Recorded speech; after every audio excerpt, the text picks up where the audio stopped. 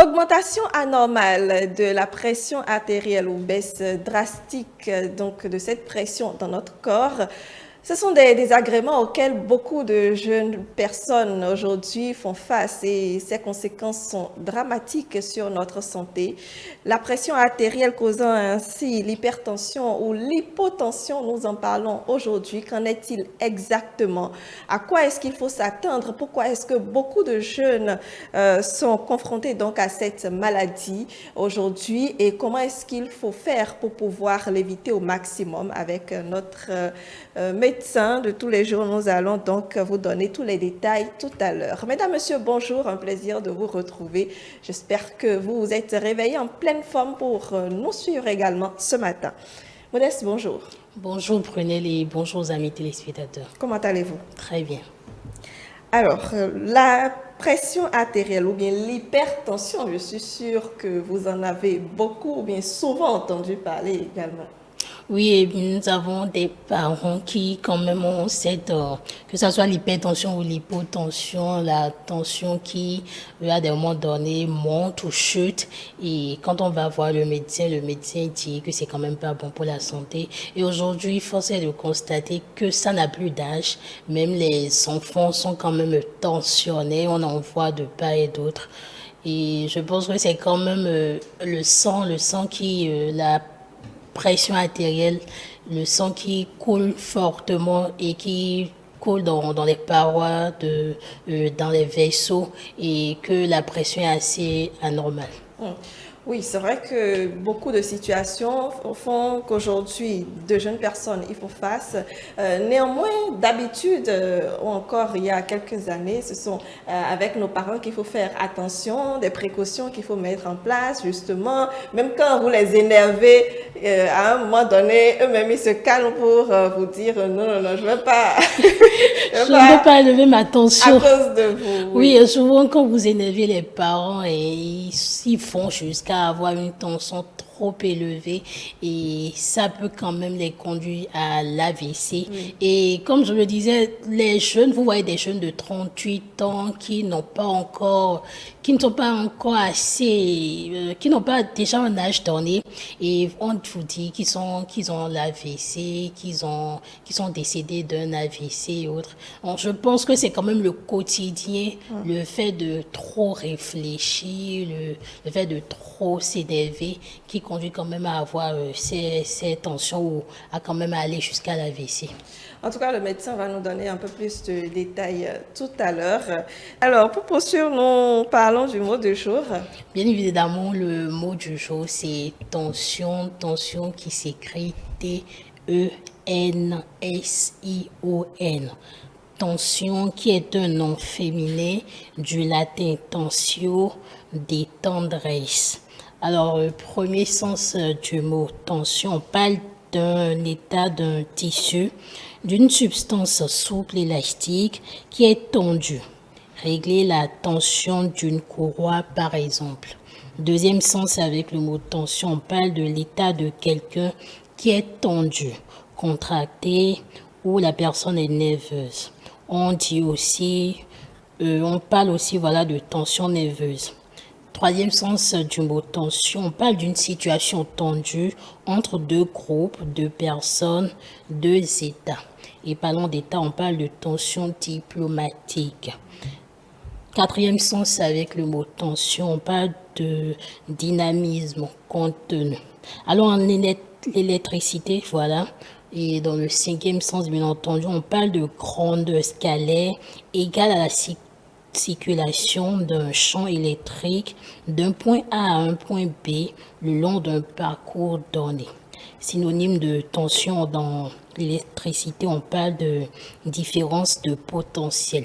En matériaux, on parle d'état d'un élément sollicité à la tractation dans une structure.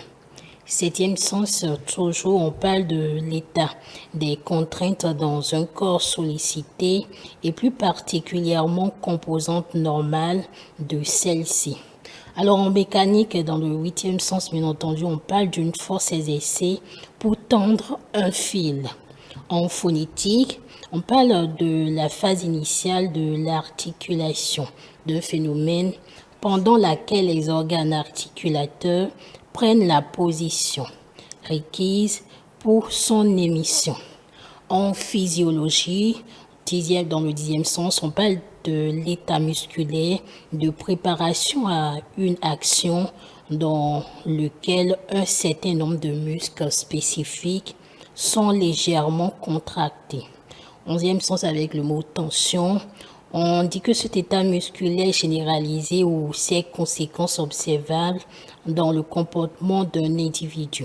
Quelques expressions avec le mot tension. Dans ce sens, on parle, dans le thème familier, on parle de avoir ou faire de la tension, être hyper tendu par exemple. On parle aussi de tension d'esprit, et là on parle d'efforts intenses et soutenus de l'esprit.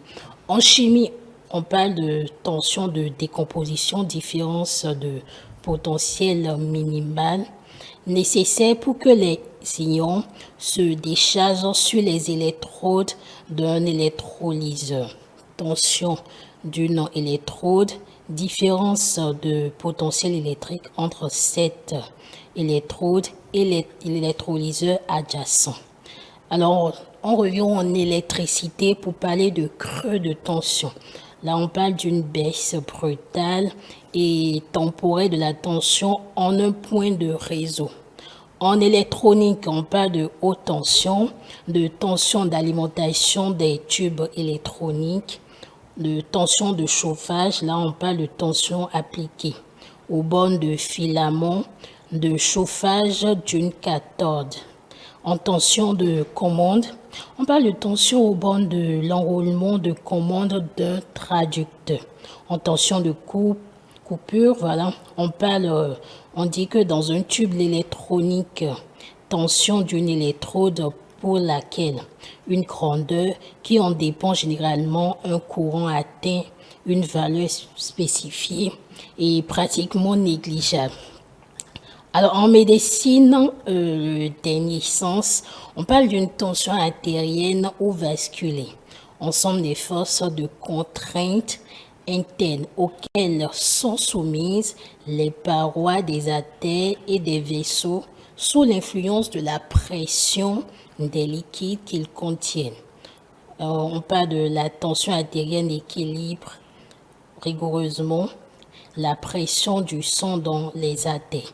La tension artérielle équilibre rigoureusement à la pression du sang dans les artères. Deux citations avec le mot tension pour finir. La première qui dit « Il est dans la vie des hommes des heures où la tension des événements semble répondre à celle de notre âme. » Il est dans la vie des hommes des heures où la tension des événements semble répondre à celle de notre âme. C'est une citation d'Henri Daniel. Alors la deuxième et dernière citation qui dit « L'amoureux qui n'oublie pas quelquefois meurt par essai, fatigue et tension de mémoire. L'amoureux qui n'oublie pas quelquefois meurt par essai, fatigue et tension de mémoire. » C'est une citation de Roland Barthes. Beaucoup donc d'éléments à retenir sur le mot tension en passant par la chimie, la médecine, l'électricité, l'électronique, beaucoup donc de domaines dans lesquels la tension intervient, mais nous allons beaucoup plus nous appesantir dans le domaine de la médecine pour parler de la tension artérielle, de la pression artérielle et de tous ces contours donc pour vous permettre, amis téléspectateurs, de vous mettre ou bien de vous tenir en bonne santé. C'est le plus important pour nous. N'est-ce pas, Modeste? Oui, pour tenir en bonne santé, être en pleine forme, c'est quand même ce qu'on veut. C'est vrai, on ne décide pas d'être tensionné. Oui. On ne le décide pas, ça vient, mais quand ça vient, essayez quand même d'être dans de bonnes situations pour ne pas que ça s'empire au coup, pour ne pas que ça engendre autre mal pour vous. Merci Modeste. On vous retrouve tout à l'heure, amis téléspectateurs. Vous pouvez nous dire, nous envoyer des témoignages. Peut-être avez-vous travaillé ou avez-vous pris soin d'une personne proche de vous qui souffre qui a souffert de pression d'hypertension, j'allais dire, ou d'hypotension. Comment cela s'est passé? Quelles sont les dispositions que vous mettez en place? Vous pouvez nous envoyer vos messages sur Le 55 01 82 91. 55 01 82 91. Merci Modeste, je vous retrouve donc tout à l'heure après notre discussion. Normalement, nous devrions avoir donc un témoignage également sur le plateau. On espère qu'il sera avec nous dans les prochaines minutes. À tout à l'heure.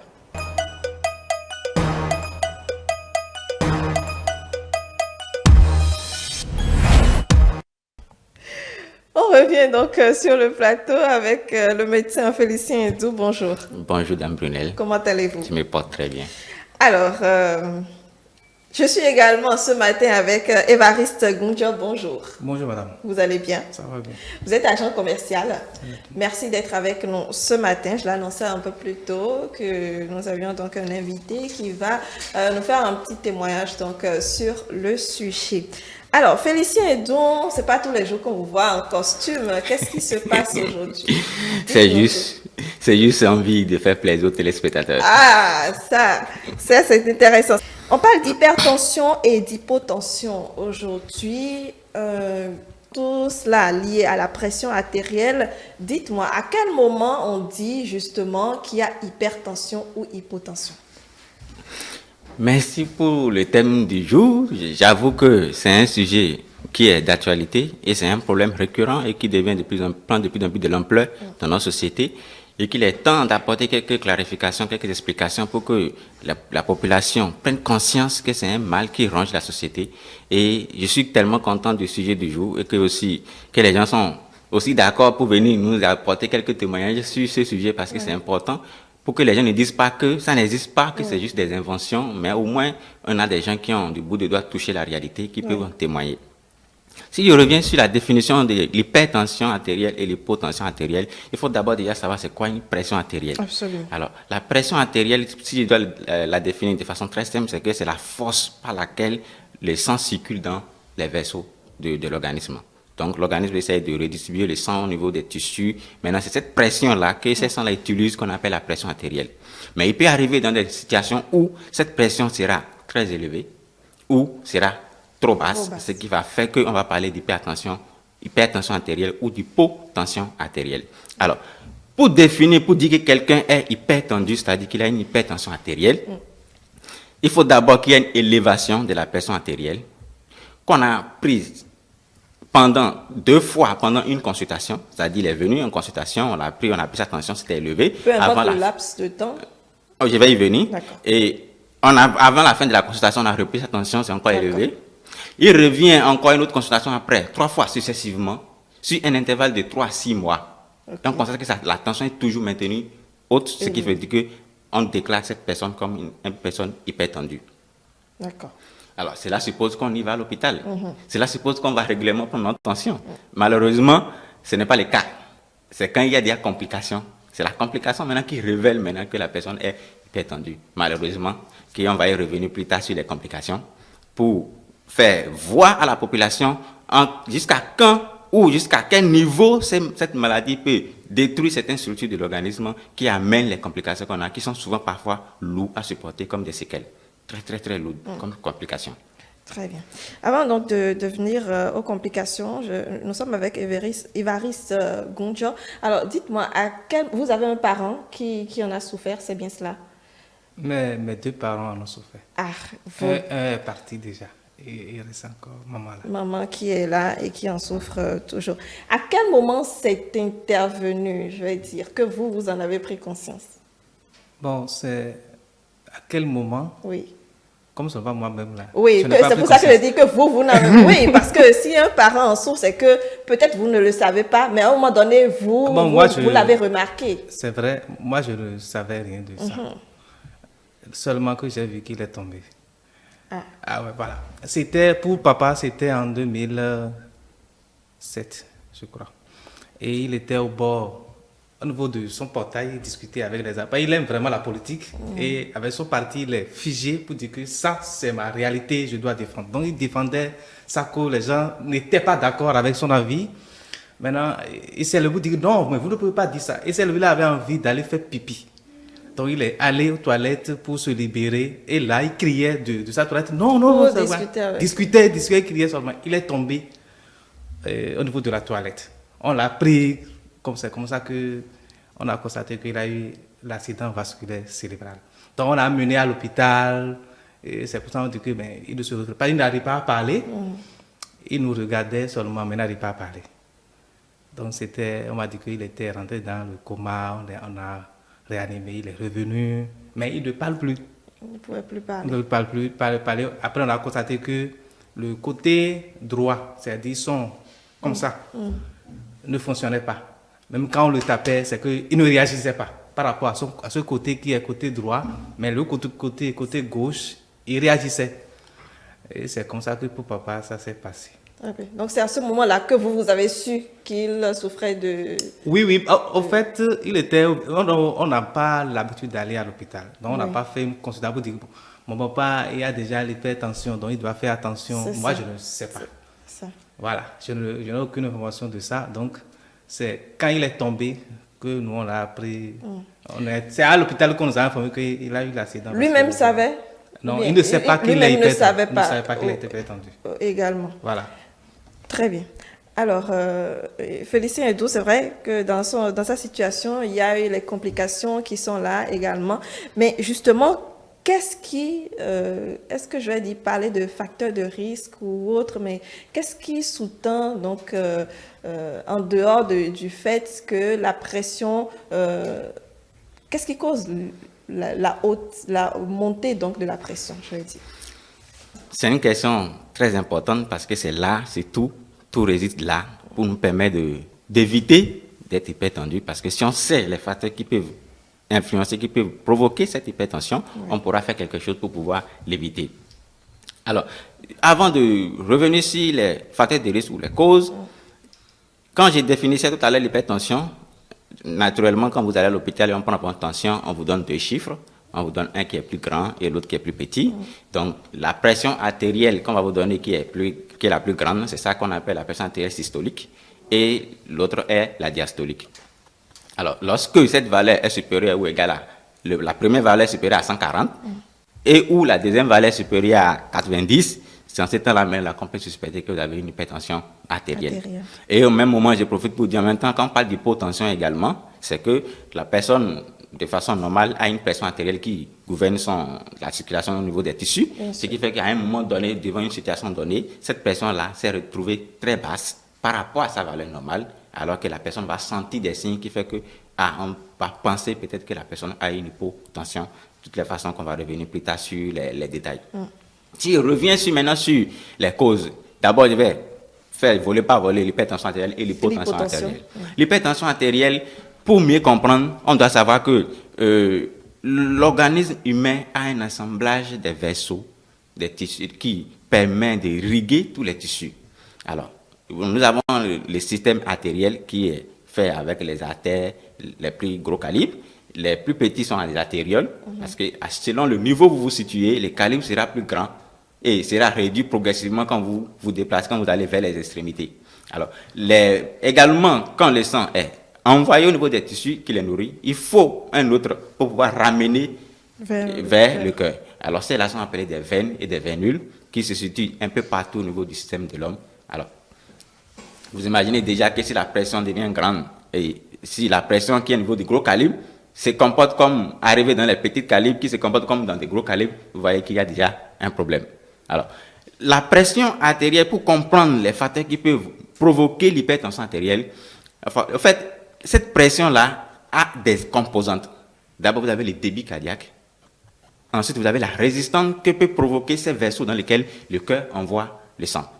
Si vous devez envoyer quelque chose vers quelqu'un et qu'il y a une force plus forte que vous, ça va forcément repousser vers vous ce que vous envoyez. Donc, cette résistance au niveau des vaisseaux-là, cette pression artérielle va dépendre des résistances au niveau de ces vaisseaux. Et dans la plupart des cas, les facteurs qui influencent, c'est surtout au niveau de ces éléments, au niveau de ces capillaires-là, que la résistance devient très élevée, qui va également augmenter la pression artérielle. Au même moment, le débit cardiaque dont on parle également dépend du volume que le cœur éjecte dans les vaisseaux et de la fréquence cardiaque, le battement du cœur. Plus le cœur bat plus vite, plus il va également propulser les sangs plus vite vers les vaisseaux. Oui. Donc, si vous prenez la quantité de sang que l'organisme envoie dans les vaisseaux, vous prenez la résistance, vous prenez les battements du cœur, tout ce qui peut influencer ces trois éléments va forcément influencer la pression artérielle, va forcément augmenter cette pression. Alors, si on doit essayer de voir les facteurs de risque, Oui. il y a d'abord une composante génétique, qui est la majorité de tous les facteurs, parce que si vous êtes dans une famille où un parent proche premier degré est hypertendu, ou a fait un AVC, ou est diabétique, ou toutes ces maladies chroniques, alors si vous avez ces patients-là, en fait, ça vous augmente le risque de développer ces différentes pathologies. Alors, les gènes les plus souvent qui sont plus touchés, ce sont les gènes qui codent pour ce dont je viens de parler, qui codent pour les hormones, qui codent pour la régulation de la pression artérielle. Tous ces gènes-là, de façon génétique, quand c'est touché dans une famille, les gens transmettent de génération en génération ces gènes-là. Il suffit que l'intéressé soit maintenant exposé à des facteurs de risque environnementaux pour que ça agisse dessus. Ça agisse sur ces facteurs-là qui provoquent l'hypertension artérielle. C'est pour ça que la composante génétique intervient majoritairement jusqu'à près à 30-40% des patients hypertendus ont forcément un membre de leur famille qui est hypertendu. Et il suffit juste qu'ils soient exposés à des différents facteurs de risque qui va les amener à développer ces pathologies.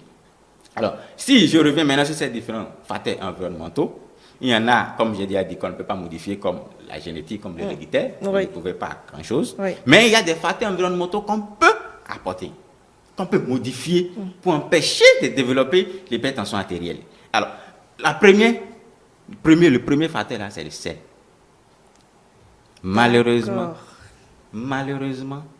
on est sujet à consommer du sel de façon exagérée. On met du sel dans tout ce qu'on prépare. On ajoute du sel. En fait, vous prenez un repas là, dans lequel on a frit la viande avec du sel. Donc, on a préparé le jus avec du sel. Et dans le jus, là, on a mis des cubes, tout un, deux, trois morceaux de sucre, de cubes, bouillon de cubes, alors qu'on sait que le bouillon de cubes, c'est 50% de sel. Et ensuite, maintenant, on est venu s'asseoir. On a mis, les gens peuvent mettre la pâte là qui l'accompagne, la même avec du sel. Ensuite, maintenant, on s'assoit, on mange tout ce sel-là en un seul coup. Et lorsque vous avez déjà les facteurs de risque génétiques qui sont là, c'est que vous êtes en train d'entretenir l'apparition progressive de l'hypertension artérielle. Qu'est-ce qui se passe quand les sels rentrent dans l'organisme? Alors, c'est ce système qu'on appelle le système angiotensine rénine aldostérone. Les sels entrent dans l'organisme trouve qu'il y a un excès d'éléments qui est rentré. Alors, le foie qui sécrète une hormone qu'on appelle l'angiotensine va sécréter, le rein sera touché là-bas il y a quelque chose qui vient de rentrer qui devient trop exagéré. Il faut trouver le moyen pour réguler le niveau parce que c'est des ions qui pénètrent à l'intérieur de façon exagérée, parce que les sels, c'est du sodium plus du chlore. Bien sûr. Alors, lorsque ça rentre, l'organisme, le rein, lui, sécrète une autre hormone qui permet de transformer l'autre hormone que le foie sécrété en un élément angiotensine 1, qui, à son tour également, les poumons seront activés à leur tour, qui vont sécréter l'enzyme de conversion qui va venir maintenant transformer l'angiotensine 1 en angiotensine 2. Maintenant, c'est cet élément-là qui est toxique. Parce que lui, il va influencer tous les systèmes. Il va d'abord influencer les reins. Pour dire les reins, il y a trop de sel qui est rentré. Les reins vont essayer de garder plus de reins, essayer d'absorber de l'eau, pour pouvoir, parce que plus la concentration est concentrée, parce que la loi osmotique, c'est que plus c'est concentré, plus l'eau se dirige vers là où c'est concentré. Donc du coup, l'eau sera retenue. À ce niveau, quand l'eau se retient au niveau des reins, les reins n'arrivent pas, l'aspect d'urine que vous urinez est très concentré, ça va changer et que ce ne sera plus beaucoup. Du coup, tous les autres là s'accumulent dans le sang. En s'accumulant dans le sang, ça va élever le niveau de la pression artérielle. Et là, dès que vous envoyez dedans, vous n'avez plus le contrôle sur ça. Le système est déclenché automatiquement. Alors, il y a également cette angiotensine 2 là également va se retrouver au niveau périphérique, au niveau des capillés des vaisseaux là, et il va provoquer la diminution de leur calibre. Déjà, imaginez déjà quelque part où c'est déjà diminué, ça va encore davantage diminuer les calibres parce qu'il va faire une vasoconstriction. Et pour pouvoir maintenir cette pression là, parce que plus ça se dérègle, tout le système est stimulé pour pouvoir essayer de contrôler, de maîtriser le système. De la même façon, ça va stimuler le système de contrôle sympathique avec les deux types alpha et bêta qui vont soit faire une vasoconstriction, soit une vasodilatation. Et tous ces éléments vont entrer à provoquer l'élévation de la pression artérielle. Ce n'est pas suffisant, il y a la glande surrénale qui également, cette angiodynamique va aller stimuler, qui va sécréter de l'aldostérone. Et l'aldostérone, à son tour également, va renforcer les reins à retenir plus d'eau, à retenir plus d'ions. Et tout ça, ça va élever le niveau de la pression artérielle. C'est pour ça, c'est le premier élément qui porte beaucoup de dégâts. C'est pour ça qu'on dit toujours, la consommation de sel doit être de façon modérée. Et surtout quand vous êtes dans une famille où vos parents, proches ou de premier degré, on descend déjà hypertendu, vous devez faire très attention à la consommation du sel, sinon vous allez vous retrouver très très jeune avec l'hypertension artérielle. Très bien. Le sel donc. Le sel. Ensuite, le sel. Vous avez l'alcool.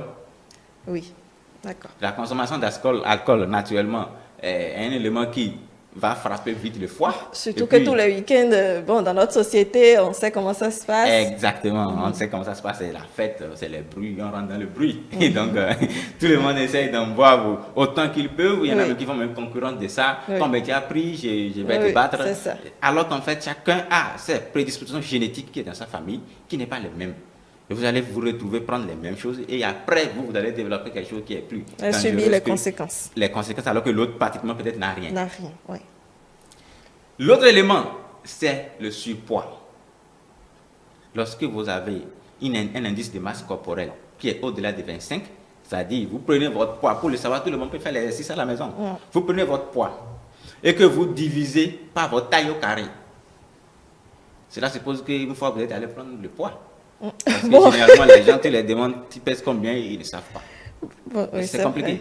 C'est compliqué. Mais la taille, au moins, si vous avez déjà la chance de faire une carte d'identité, au moins vous connaissez votre taille. Vous connaissez votre taille. Mais allez prendre le poids, divisez votre poids par la taille au carré, la taille qui est seulement au carré, et le résultat, si ça dépasse 25, ça veut dire que vous êtes en surpoids.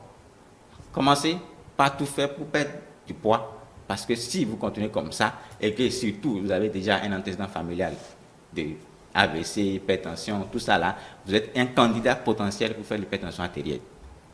Et si cette valeur est supérieure à 30, vous êtes obèse. On parle d'obésité. Et maintenant, l'obésité est encore classée supérieure à 35-40, là, c'est l'obésité morbide.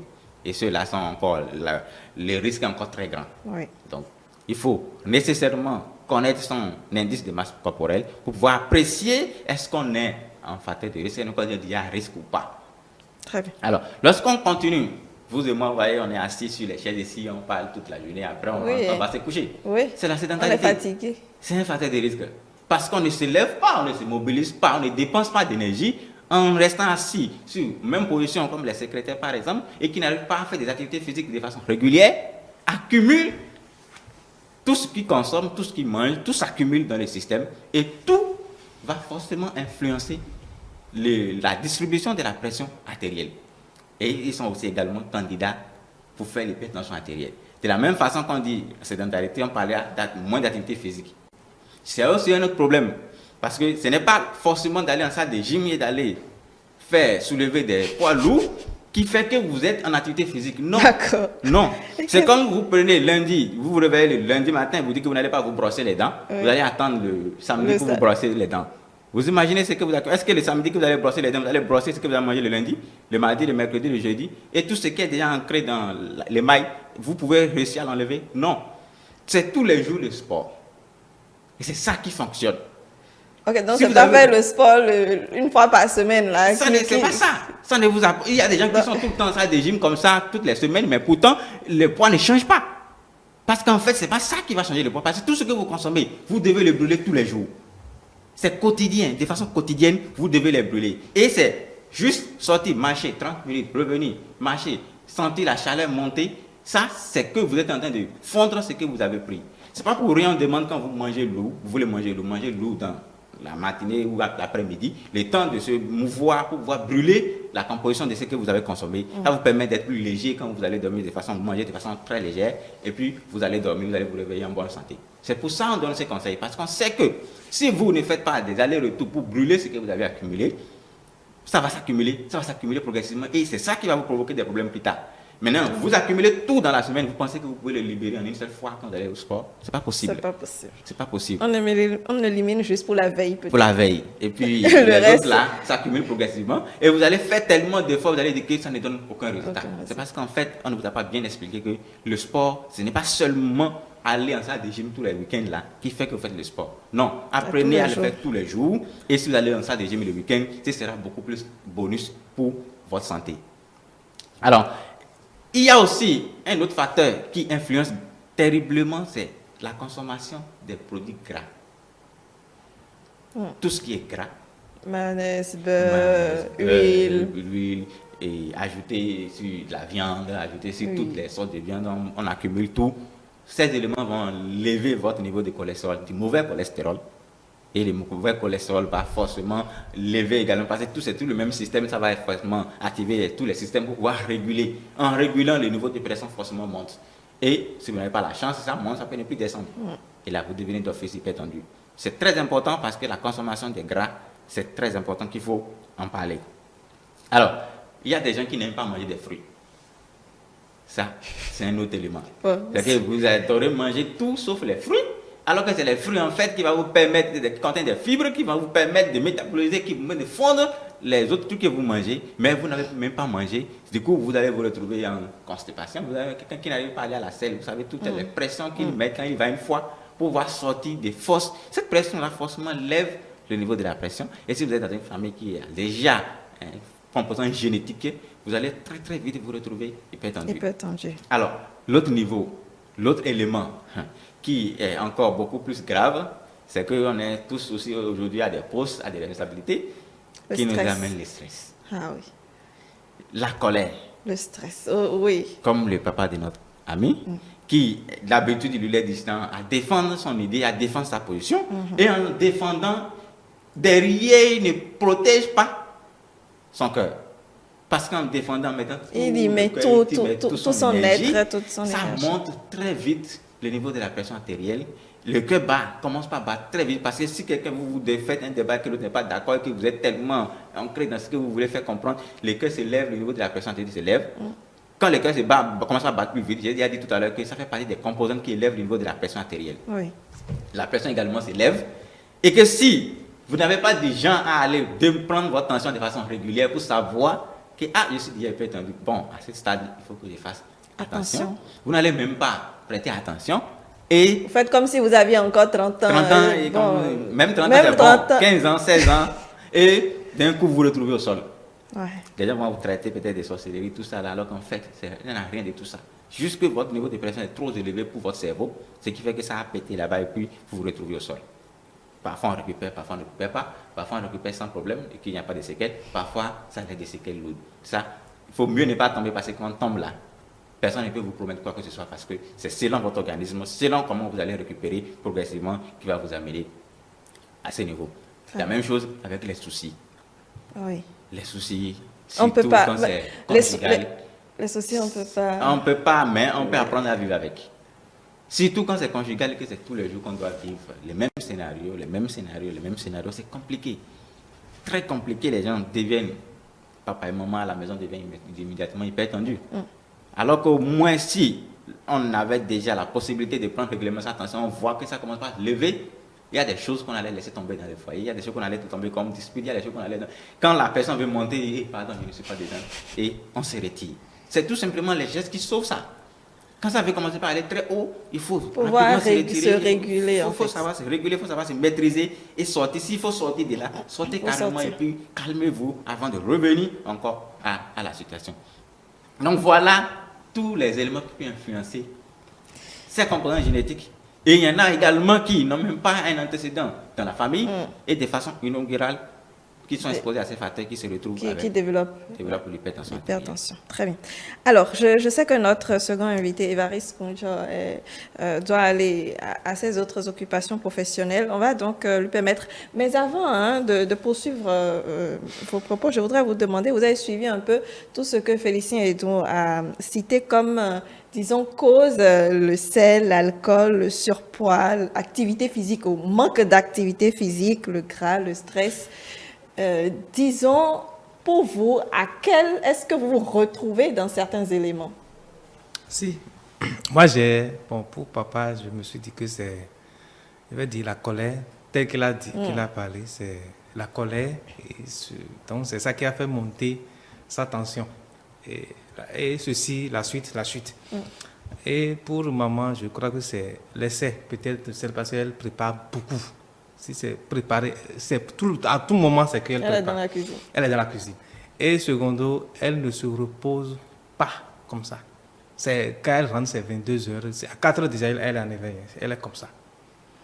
Donc, bon, donc je me suis retrouvé un peu dans colère. Et de l'autre côté, peut-être que le sel et le manque de repos, en tout cas, elle a une pression qu'elle-même, elle se met une pression pour pouvoir gérer. Donc, ça pourrait être ça. Donc, c'est ce que j'ai compris par rapport à ce que le docteur a soulevé. Très bien. Alors, lorsque la situation est arrivée donc, avec papa, qu'est-ce qui s'est passé après? Après, bon, ce qu'on a constaté, c'est que, bon, après l'hôpital, on s'est retrouvé à la maison. On a parlé de rééducation qu'on a commencé. Bon, vu que c'est déjà papa dans le temps, bon, ça n'a pas pris. La rééducation n'a pas pris. Il est resté... Il avait un certain âge. Il avait quel âge? On peut savoir? L'âge est un peu avancé quand même. Parce que je ne suis pas son premier... Bon, il a déjà des grands soeurs. Ouais, donc... Il était à la retraite? Oui, déjà. Il était depuis à la retraite. Depuis à la retraite. Donc, quand ça s'est passé, les difficultés que nous avons ressenties dans le temps, c'est qu'il ne peut plus rien faire. C'est-à-dire, pour aller aux toilettes, c'est quelqu'un qui pourra l'amener. Oui. Et si vous ne l'amenez pas vite, il peut le faire là. Oui. Parce qu'il a une pression. Bon, il faudrait que quelqu'un soit là à tout moment pour le servir. Pour manger, il faut lui donner. Ou il mange avec la main gauche. Oui. Voilà. Maintenant, le déplacer pour aller le laver, l'amener sur le lit, il a des besoins, il faut l'amener, ainsi de suite. Donc, ça fait que c'est difficile. Oui. À côté de lui, il a toujours un pour pouvoir faire pipi, il faut jeter, il faut laver. Donc, ça devient notre travail, c'est-à-dire un soin qu'il faut prendre permanent, qu'il faut faire tous les jours. On a fait jusqu'à ce qu'il s'en aille. Donc, c'est comme ça. Ça a duré combien de temps? Ça fait environ 7 ans. Ah. Il a fait 7 ans comme ça dedans. Ma maman aussi est dedans, ça fait 7 ans. Donc, ça fait 2000, on est en 2022. Le papa est décédé en 2013. Après 2 ans, maman aussi a développé ça. Est-ce que ce n'était pas aussi... Bon, après 2 ans, c'est vrai qu'il y a quand même un temps, si j'allais dire, est-ce que ce n'était pas, disons, le chagrin causé par la pète et autres bon, ça pourrait être dedans. Ça pourrait être dedans. Bon, je vais dire aussi que on n'a pas... En fait, mon papa n'a pas vite fait ses enfants. Donc, il a fait les enfants en retard. Je vais dire ça en griffe. Donc, je sais que maman a une pression pour satisfaire... Bon, le fait qu'il n'est plus actif sur le terrain, les besoins sont là. C'est ça. Donc, il faut quand même satisfaire les besoins. Il y a l'aspect qui est là. Donc, quand papa est parti, les charges sont revenues directement à maman seule. Bien sûr, bien sûr. Donc, elle se met plus de pression à satisfaire tous les besoins. Et dans le temps, aucun de nous n'a une situation stable pour l'aider. Donc, c'est elle qui est au four et au moulin. C'est qu'elle fait tout. Ouais, donc, le départ, papa est parti. Malgré ça, tout est passé comme ça. Donc, moi, je comprends que c'est la pression et le stress de pouvoir satisfaire les besoins. Tout ce qui est besoin, tout de suite, il faut satisfaire qu'il a amené à faire cette suite. Donc, c'est passé en 2015. Elle était partie, parce qu'elle a des champs qu'elle exploite. Elle va aussi au marché. Donc, elle fait les 2 jours du marché, elle est au marché. Le lendemain, elle est au champ. Donc, elle mettait une pression. Nous n'étions pas là. Donc, quand elle est partie au champ, parce que les gens sont partis aller travailler pour elle, elle a amené ceux qui vont manger, tout ça là. Donc, quand elle est partie, c'est dans le champ qu'elle est tombée. Comme ça. Et elle était accompagnée? Mais elle était seule. Elle était seule. Et quelqu'un a dit il est tombé, on l'a informé, on l'a amené à l'hôpital. C'était au village, donc les gens n'ont pas l'expertise qu'il faut pour pouvoir le faire. Donc, on a dit, il faut qu'on la ramène. Donc, ça fait déjà... Elle était en même temps allée dans le coma, elle ne parle pas, elle te regarde. C'est le même jour que j'étais parti, tu regardes, elle ne parle pas. On a amené à Goho, c'était là, pas d'expertise comme il le faut. Bon, on a dit, il faudrait qu'on le ramène à Cotonou. Donc, tout ce temps, ça fait déjà 4-5 jours déjà, avant que tout ça là ne se passe. En Cotonou, on a vu les spécialistes, on a dit neuro, cardio, on a vu tous ces spécialistes pour voir. Et tout ça là est rentré en jeu. Malgré ça, elle a eu l'hémiplégie. Bon, une partie est partie, on nous a dit que c'est l'hémiplégie, une partie est partie, donc qui ne fonctionne pas. Donc, il faut maintenant rééducation. On se retrouve presque dans la même situation que papa. Exactement la même chose. Exactement la même chose. Maintenant, elle ne marche pas, elle ne se déplace pas, elle ne fait rien, donc il faut le faire tout, exactement comme papa. Maintenant, on a commencé les rééducations qui nous ont vraiment coûté, parce que chaque jour, il faut payer. Ouais. Tout d'abord, il faut la mener. Donc, il faudrait qu'une voiture soit à sa disposition, la mener. Elle finit, on la ramène à la maison, on paie, il y a des médicaments, on paie, on a tout fait. On a fait le garçon pendant près de 4 ans comme ça. Mais ça a donné pratiquement, ça n'a pas donné grand-chose. Pratiquement, mais ça a eu un coût. Le coût est important. C'est important. Ça a vraiment dépensé, mais finalement, on est toujours là. Très bien. Donc, elle est là aujourd'hui, disons, dans la même situation que papa il y a quelques années. C'est ça, exactement. C'est ça, et vous en prenez soin. Et disons, aujourd'hui, comment est-ce qu'elle se sent? Si vous devez, comment est-ce qu'elle va? Bon, si c'est senti, elle est là, elle est vivante, elle parle, elle cause. Ah, elle cause. Parle. Bon, oui, voilà, le langage est venu. Au début, elle ne parlait pas. Mais c'est avec les réunions, en tout cas, que le langage est revenu. Très bien. Et elle parle, elle dit tout, elle parle, elle discute des sujets. Et de façon au niveau de... Quand au début, le raisonnement n'était pas ça. Donc c'est avec la rééducation, tout ça, que le raisonnement est revenu. Maintenant, elle parle, elle cause de tout sujet, de tout ça. Avec ses petits-enfants, c'est que tout va bien. Seulement que... Elle ne se déplace pas. Très bien. Donc, bon, il y a une partie du problème qui est voilà, de ce que quand elle est là, quand on l'aide, sinon, ses pieds s'enflent, c'est que le fait qu'elle est sur place, ses pieds s'enflent, et ainsi de suite. On lui a interdit certains aliments. Après, elle a dit qu'elle veut tout manger. Toujours est-il qu'elle va mourir, donc de lui donner tout, elle va seulement manger. Qu'est-ce qu'on lui a interdit de manger? Oui, voilà, on a dit qu'il ne faudrait pas qu'il mange la pâte de maïs, parce que c'est trop lourd. Parce que le fait qu'elle ne se déplace pas, il faut qu'elle évite les aliments qui sont trop lourds. Oui, pour pouvoir faciliter la digestion. Et autres. On lui a conseillé de prendre beaucoup des fruits qui ont une quantité de l'eau. On n'a pas de pastèque, ainsi de suite. C'était certains fruits qui ont une quantité de l'eau pour pouvoir permettre l'évacuation. Il y a beaucoup d'interdits, la viande, ainsi de suite. En tout cas, tout ce qui va rentrer, c'est toute une liste qu'on nous a donnée. Après, on a commencé par appliquer, c'était compliqué, on a laissé. Elle me m'a dit, je ne peux plus toujours respecter ça, là, je ne peux plus. Donc, c'est comme ça s'est passé. Alors, ma question quand même, c'est, parce que je sais que je vais vous libérer, ma question c'est, après le décès de papa, est-ce que quelqu'un s'est dit, à un certain moment, il faut qu'on surveille la pression artérielle de maman ou bien, c'est pas moi, Non, pour la pression de maman, on la surveille. Seulement que jusqu'à maintenant, elle n'a plus développé parce qu'elle est sous médicaments. Elle ressent tout le jour. Donc que sa tension est restée comme ça. Donc c'est après l'accident que vous avez commencé à surveiller? Exactement, c'est après l'accident. Avant, on ne surveillait pas. C'est après l'accident qu'on n'a pas surveillé. Mais après, la tension est restée, ça n'a pas ça n'a plus trop changé. Seulement que chez nous, dans nos familles, pratiquement, je vois qu'au moins 2 de mes soeurs sont déjà hypertendues. Et 2 sont déjà encore sous médicaments, déjà, ils prennent sur leur pour ne pas en venir là. C'est moi seul qui lutte contre le stress, donc je suis là seulement, je vais trouver. Comment vous faites pour lutter contre le stress? Il y a beaucoup de choses. Tout d'abord, quand on veut me faire pression, je te refuse systématiquement.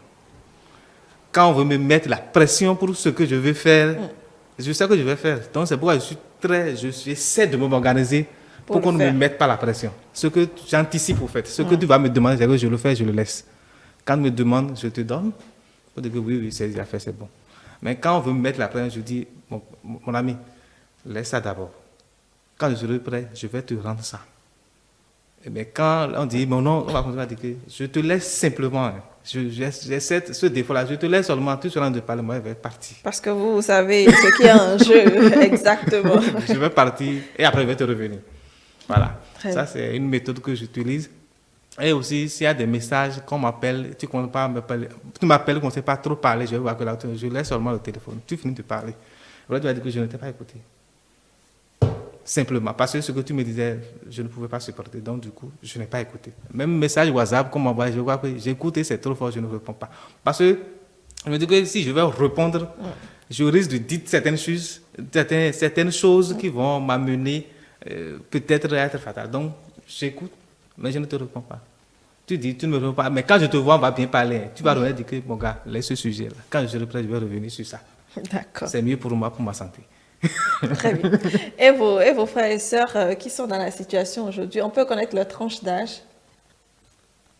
Bon, 40, 45. Dans la quarantaine. Voilà. Dans la quarantaine. Ils ont passé la trentaine. Très bien.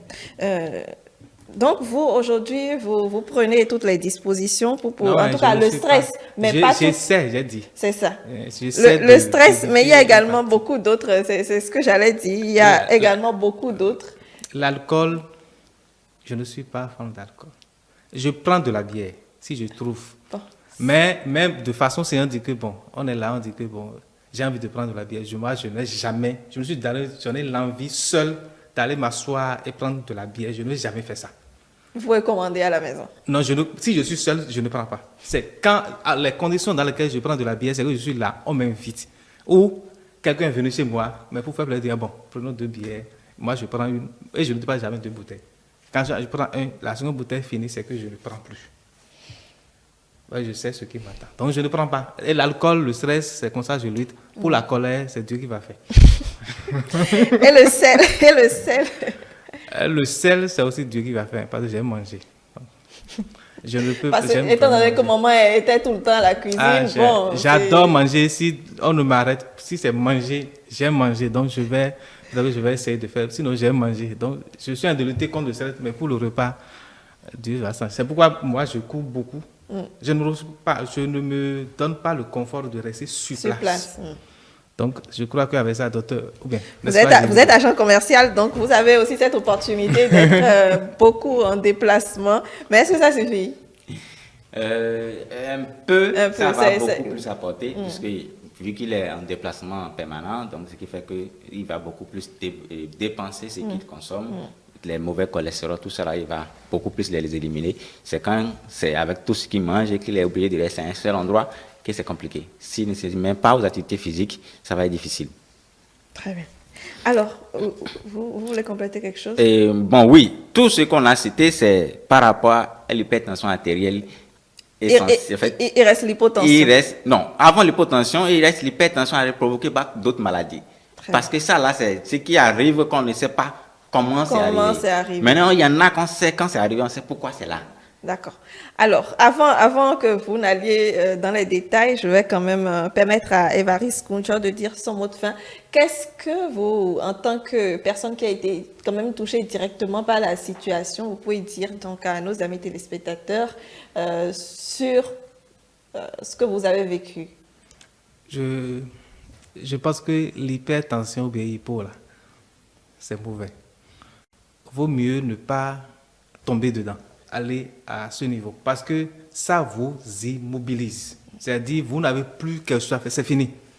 Et si on ne vous récupère pas, si Dieu ne fait pas que vous êtes récupéré, c'est que vous restez comme ça jusqu'à mourir. C'est ce que j'ai observé ça. Ça veut dire que c'est quelque chose qu'il ne faut même pas que ça nous arrive. C'est un danger. Vaut mieux, moi je dis quelque chose, vaut mieux avoir mot de tête à tout moment et être en déplacement. À cause d'avoir être hypertendu et rester là. Parce que même vos propres volontés, vous ne pouvez pas. Il y a un bol qui est là, c'est quelqu'un qui va vous amener. Si la personne ne vous amène pas, vous êtes là, vous regardez, vous allez pleurer. C'est tout ça là qui fait que ceux qui sont souvent à l'intérieur, ils sont encore stressés. Ils sont dépressifs. Dépressifs, voilà. Et c'est ça qui pourrait peut-être encore les amener très vite au-delà. Donc moi, si c'est j'ai de conseils, je vais seulement demander à ce qu'on puisse lutter contre les facteurs que le docteur Edou vient de dire. C'est difficile, mais on va essayer de faire ça comme ça. Voilà, pour éviter ça. C'est tout, nous tous, nous sommes... parce que tout le monde se retrouve dans ces facteurs. Oui, en fait, tout le monde je pense que tout le monde est dedans. Oui. D'une manière ou d'une autre, tout le monde est dedans. Ben, avec on va essayer quand même de les éviter pour ne pas tomber si tôt. Si on peut au moins avoir un peu l'âge avancé avant de tomber. Parce qu'il y a des jeunes, j'ai au moins un collègue à 30 ans. Qui en souffre? Qui en souffre. Jusqu'à maintenant, c'est comme ça. Et c'était vraiment une difficulté avec 2 enfants petits qui sont comme ça. C'est compliqué. C'est compliqué. Merci beaucoup, Évariste Konjo. Merci, c'est très gentil d'être passé sur notre plateau. Vous êtes agent commercial. Je vous souhaite une excellente journée avec le Clip du jour. Voilà, nous sommes donc de retour avec Félicien et John. Nous ne sommes que deux maintenant pour finir notre plateau. Néanmoins, nous allons y aller. On va sûrement revenir un à un sur donc, le témoignage de Évariste. Néanmoins, on poursuit d'abord donc sur les causes d'autres parties, donc les causes de l'hypertension. D'accord. Comme je le disais d'entrée, que tous ces facteurs-là sont des facteurs qui vont influencer les facteurs génétiques généralement et déclencher l'hypertension artérielle, mais qu'on ne sait pas, qu'on ne peut pas dire que c'est telle chose qui a donné cette hypertension artérielle. Donc on appelle ça l'hypertension artérielle essentielle. Maintenant, il y a l'hypertension artérielle secondaire, qui sont secondaires à une maladie connue. Vous allez vous retrouver avec des enfants, des jeunes de 20 ans, 22 ans. Il y en a un cas là qui a 22 ans déjà une tension à 23. Quand on prend la tension, c'est-à-dire jusqu'à 23. Non seulement aussi, effectivement, qu'il y a beaucoup d'autres facteurs qui influencent, mais lorsqu'on essaie peut-être plus d'investiguer plus loin, on peut retrouver d'autres maladies qui se cachent en intéressé et qui peuvent donner cette hypertension artérielle. Parce que c'est généralement chez les plus jeunes qu'on a ce genre d'hypertension artérielle. Alors, il y a des gens qui naissent et qui, sous le fait, on ne sait pas quel facteur, l'artère qui irrigue les reins diminue de calibre, ou carrément se ferme, qu'on appelle une sténose de l'artère rénale. Et ça, là, de façon secondaire, ça donne toujours l'hypertension artérielle. Donc, cela, il faut une intervention chirurgicale pour dilater le calibre et puis tout rentre dans l'ordre généralement. Mais si on a détecté tôt, c'est ça. Parce que on se dit, bon, je ne peux pas avoir hypertension, je ne vais pas prendre ma tension, je ne sais rien. Mais il y a des petits signes qui sont là, qu'on va y revenir tout à l'heure. Sur les signes qui signalent déjà que la tension s'élève, il faut faire attention. Mais vu qu'on a déjà ignoré les signes, on dit, bon, ça va passer. Et là, c'est quand les complications s'installent que finalement on se retrouve à avoir les problèmes. Parce que j'en ai eu aussi un cas quand j'étais en néphrologie, c'était le problème de l'artère rénale là, qui lui a donné l'hypertension, mais elle ne sait pas s'il veut prendre les reins à lâcher. Donc, elle est en dialyse régulièrement. Je ne sais pas si elle vit toujours, il y a un bon moment. Donc, les signes sont quand même là. Quand on retourne derrière, est-ce que vous ne sentez pas ça, vous ne sentez pas ça? Oui, tous les signes étaient là. Mais en fait, on se dit, bon, ça va passer, c'est ce qu'on s'est dit. Et puis, on n'a pas l'habitude de toujours poser questions à des gens de santé pour comprendre est-ce que ce que j'ai là, c'est normal, est-ce que c'est pas normal, qu'est-ce qui peut arriver, qu'on peut avoir ces différents signes. On ne pose pas ce genre de questions et c'est lorsque les complications s'installent, généralement maintenant, qu'on s'en rend compte qu'en fait, ce dont on souffre, c'était quelque chose qui est là depuis très longtemps et qui se manifeste. Et vu qu'on n'est pas informé sur ça, on ne sait pas ce que c'est, on n'a jamais posé la question à un agent de santé, on se retrouve avec les complications. Alors, il y a une autre maladie qu'on appelle le leucophomocytome, ce n'est pas aussi fréquent chez nous, qui peut également donner. Il y a la grossesse. Oui, la grossesse. La grossesse, c'est un élément qui peut lever le niveau de la pression artérielle et donner une hypertension sur la grossesse. Et généralement, les personnes qui sont les plus exposées, c'est les plus jeunes, chez les adolescents, qui tombent enceintes très tôt, ils sont beaucoup plus exposés, ou bien les femmes au-delà des 35 ans qui tombent encore enceintes. Ils sont beaucoup plus exposés. Maintenant, dans la tranche normale, il y a des gens qui ont des facteurs génétiques, qui ont des prédispositions au niveau de pression, au niveau de stress élevé, et sur la grossesse, facilement, ça s'élève. Il y a aussi un autre élément que peut-être les gens n'en parlent pas beaucoup, mais lorsque vous vous retrouvez avec votre conjoint, vous décidez de rester vierge ou chaste jusqu'au mariage, et vous rentrez dans le mariage, et que vous faites les activités sexuelles, lorsque vous ne mettez pas du temps pour se reconnaître, pour que la femme maîtrise la composition génétique du sperme de son homme, lorsque une grossesse vient après 1 ou 2 ou 3 rapports sexuels, généralement cette grossesse est considérée comme un corps étranger chez la femme. Du coup, le système est mis en place pour essayer de repulser, de rejeter l'œuf. Du coup, ça provoque des bouleversements au niveau de la femme. Elle peut se retrouver avec l'hypertension artérielle de prééclampsie jusqu'à faire crise convulsive sur la grossesse. C'est un élément très important décrit par la littérature qui devient de plus en plus courant parce que aujourd'hui, même si on pratique tout ce qu'il faut pour entrer dans le foyer, on demande en moyenne au moins 1 à 2 ans avant de tomber enceinte, le temps que l'organisme reconnaisse le partenaire en face, et c'est plus facile pour la femme, dans ces cas-là, quand elle tombe enceinte, de mieux gérer sa grossesse du début jusqu'à la fin. Jusqu'à la fin.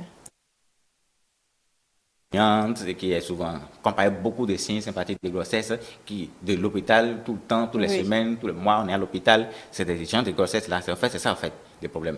Si une femme n'est pas habituée au sexe et puis au sperme, je vais dire, et ensuite elle se retrouve avec première grossesse, premier rapport, deuxième rapport, troisième, après une semaine et grossesse tombe dedans, c'est toujours difficile à gérer. Donc c'est un élément qui fait lever le niveau de la tension. Et lorsque vous faites déjà attention une fois sur la grossesse, faites attention parce que vous allez encore peut-être répéter pour une autre grossesse. Pour une autre grossesse. Donc, il faut très attention, il faut un bon suivi pour éviter, il y a des médicaments, il y a des prescriptions qu'on fait que pour éviter une tension sur une nouvelle grossesse, quand on a déjà un antécédent de tension sur la première grossesse. C'est très important. Alors, et il y a d'autres maladies, il y a d'autres médicaments que les gens consomment généralement parfois qui peuvent lever le niveau de pression. Il y a des médicaments qui font beaucoup pisser quand vous en prenez, ça peut élever un peu votre niveau de tension artérielle. Et si vous avez des facteurs génétiques qui sont déjà là, peut-être ces médicaments-là peuvent vous conduire directement à l'hypertension artérielle. Donc, ça, c'est quelques maladies qui peuvent donner l'hypertension artérielle, qu'on sait que ceux-là donnent l'hypertension artérielle. Très bien. Voilà. Merci. Alors, nous poursuivons à présent avec l'hypotension. L'hypotension. Étant donné qu'on est dans les facteurs de risque, les causes. Voilà. Alors, l'hypotension, comme je l'ai définissais au départ, que c'est juste une baisse de la pression artérielle en dessous de la valeur normale. Généralement, quand vous êtes en dessous de 90 mm de mercure, c'est que vous êtes en hypotension. Parce qu'on se dit que la valeur normale, c'est entre 120 et 80 mm de mercure, en 110 et 120 mm. Donc, quand vous descendez plus de 20 mm de mercure derrière, donc de 11 à 9, vous vous retrouvez à 9, on se dit probablement que vous avez une baisse de la pression artérielle, qu'il faut vite agir pour vous aider à remonter un peu plus la tension. Sinon, l'hypotension artérielle est beaucoup plus mortelle que l'hypertension artérielle. Ah oui. Parce que si vous vous retrouvez, vous évanouissez, vous tombez, vous cognez la tête contre quelque chose, parce que ça, là, ça fait tomber vite. Mais la pression qui monte, si ce n'est pas que c'est l'AVC qui vient, on ne va pas tomber. Mais l'hypotension, ça peut vous faire tomber d'un coup. Parce que vous allez perdre l'équilibre, vous allez vous retrouver au sol. On va y revenir sur les signes, vous allez voir que c'est encore beaucoup plus dangereux que d'avoir l'hypertension artérielle. Parce que si ça baisse, si ça chute comme ça, vous ne faites rien. Lorsque le cerveau est privé d'oxygène, en privant d'oxygène, tout ce qui peut y arriver va arriver. Alors, si je reviens sur les causes, il y a certains médicaments, comme je l'ai dit, qui également, il y en a qui peuvent augmenter la tension artérielle, il y en a qui peuvent baisser la tension artérielle. Et il y a un qui est beaucoup plus courant, surtout en temps de Covid, là, c'est l'azithromycine qu'on utilise facilement pour traiter les infections ORL. Il y en a certaines personnes, quand vous prenez un comprimé, là, ça va les abattre, ils sont se retrouver fatigués, puis la pression chute complètement. Ça, il y en a ces effets-là reconnus pour l'azithromycine. Il y en a d'autres médicaments que vous prenez, ça va baisser le niveau de la pression artérielle. Ceux-là, on sait que c'est ça qui donne ça. Qui donne l'hypotension. Alors, il y a aussi les gens qui prennent de l'alcool. L'alcool aussi. L'alcool. Lorsque vous avez déjà une pression artérielle qui est basse, vous avez une tendance d'hypotension et que vous en consommez l'alcool. L'alcool a cette capacité, quand vous perdez toute l'activité, vous perdez tout. Donc ça a cette tendance-là à baisser le niveau de la pression artérielle et vous allez vous retrouver dans les pommes, carrément. Peut-être c'est même ça qui fait que les gens tombent souvent quand ils sont trop accros à l'alcool et ils vont se retrouver totalement dans les pommes, il faut les ramasser et puis ainsi de suite. Alors, il y a aussi les gens qui ont déjà une maladie, la maladie du cœur, qui déjà, le cœur est déjà une difficulté à pomper le sang, à propulser le sang dans les vaisseaux, dans les artères. Et alors, dans ces cas-là, la pression est forcément basse. Et si la pression elle est basse, c'est difficile pour l'intéressé de se trouver dans des pressions, dans des situations de pression, dans des situations qui l'obligent à demander beaucoup plus d'efforts. Le cœur va vouloir s'emballer vite. En s'emballant vite, vu qu'il n'a pas toutes ses capacités à travailler, ça chute automatiquement, la tension baisse complètement. Donc, il y a ces maladies du cœur là, qui peut être l'infarctus du myocarde, l'insuffisance cardiaque ou des varices au niveau du cœur. Ça, c'est des termes plus scientifiques. Mais quand il y a des gens qui ont des problèmes du cœur, il faut qu'ils fassent très, très, très attention. Alors, il y a aussi les gens qui adorent, en fait, qui prennent des corticoïdes pour une certaine raison ou une autre. Peut-être pour se dépigmenter, peut-être pour qui sont accros à ça. Lorsqu'ils arrêtent de façon brutale le traitement ou la consommation, ça fait chuter d'un coup le niveau de la pression artérielle qui va se retrouver dans les pommes. Alors, l'autre élément, c'est que lorsque vous faites diarrhée, c'est-à-dire vous faites tout ce qui peut vous accélérer le transit, vous enlevez, vous perdez beaucoup d'eau, ça va baisser le niveau de votre pression artérielle, vous pouvez vous retrouver dans les pommes. Alors, lorsque également vous avez fait un accident de la voie publique et que un de ces artères s'est cassé, que le sang commence à gicler, automatiquement vous perdez du sang. Oui, et donc, là on va parler d'hypotension artérielle, d'hypotension, d'état de choc. Parce que plus le sang coule, qu'il n'y a rien qui remplace, qu'il n'y a rien qui peut arrêter, la tension chute complètement et que vous vous retrouvez dans les pommes, c'est-à-dire que vous faites un choc hypovolémique. Alors, il peut arriver aussi que vous chopez des infections qui infectent presque tous vos systèmes. Et là, on appelle choc septique et du coup, votre niveau de pression va totalement chuter en bas et qu'il faut recourir pour vous réanimer. Si on ne vous réanime pas, vous allez passer. C'est ce genre de cas avant de quitter la maison et d'arriver. Puis qu'on n'a pas les bonnes mesures les ambulanciers, les SAMU, tout ça. C'est pas dans tous les systèmes contrés du pays. C'est plus à Cotonou, plus qu'à Porto-Novo. Du coup, et dans les zones les plus reculées encore, c'est encore plus difficile avant de quitter la maison d'arriver à l'hôpital. La personne a déjà rendu l'envie que le système a déjà complètement perdu de l'oxygène. Le cœur meurt déjà, les tissus également n'ont plus d'oxygène, du coup, la personne est passée déjà avant d'arriver à l'hôpital, donc on s'est dit que, bon, la personne est décédée. Alors que peut-être s'il y avait des temps, une mesure d'urgence pour pouvoir faire sur place, ça pourrait peut-être aider la personne à mieux récupérer, éviter de passer de ce côté. Alors, il y a un autre cas d'hypotension, généralement c'est après le repas. Après le repas, hypotension postprandiale. Généralement, 2 heures de temps après le repas, l'organisme, c'est-à-dire quand vous mangez un repas, l'organisme afflue beaucoup de sang au niveau de l'estomac pour permettre la digestion.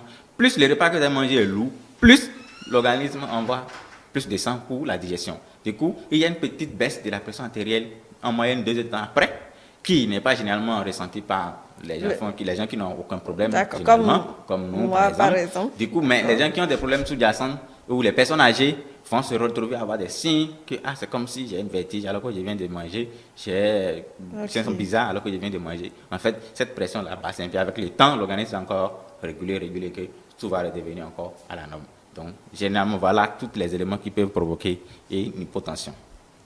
Bien. Alors, parlant donc des causes, des facteurs de risque pour l'hypertension, l'hypotension, nous avons dit qu'il y a des signes qui sont là, auxquels nous ne faisons pas forcément attention.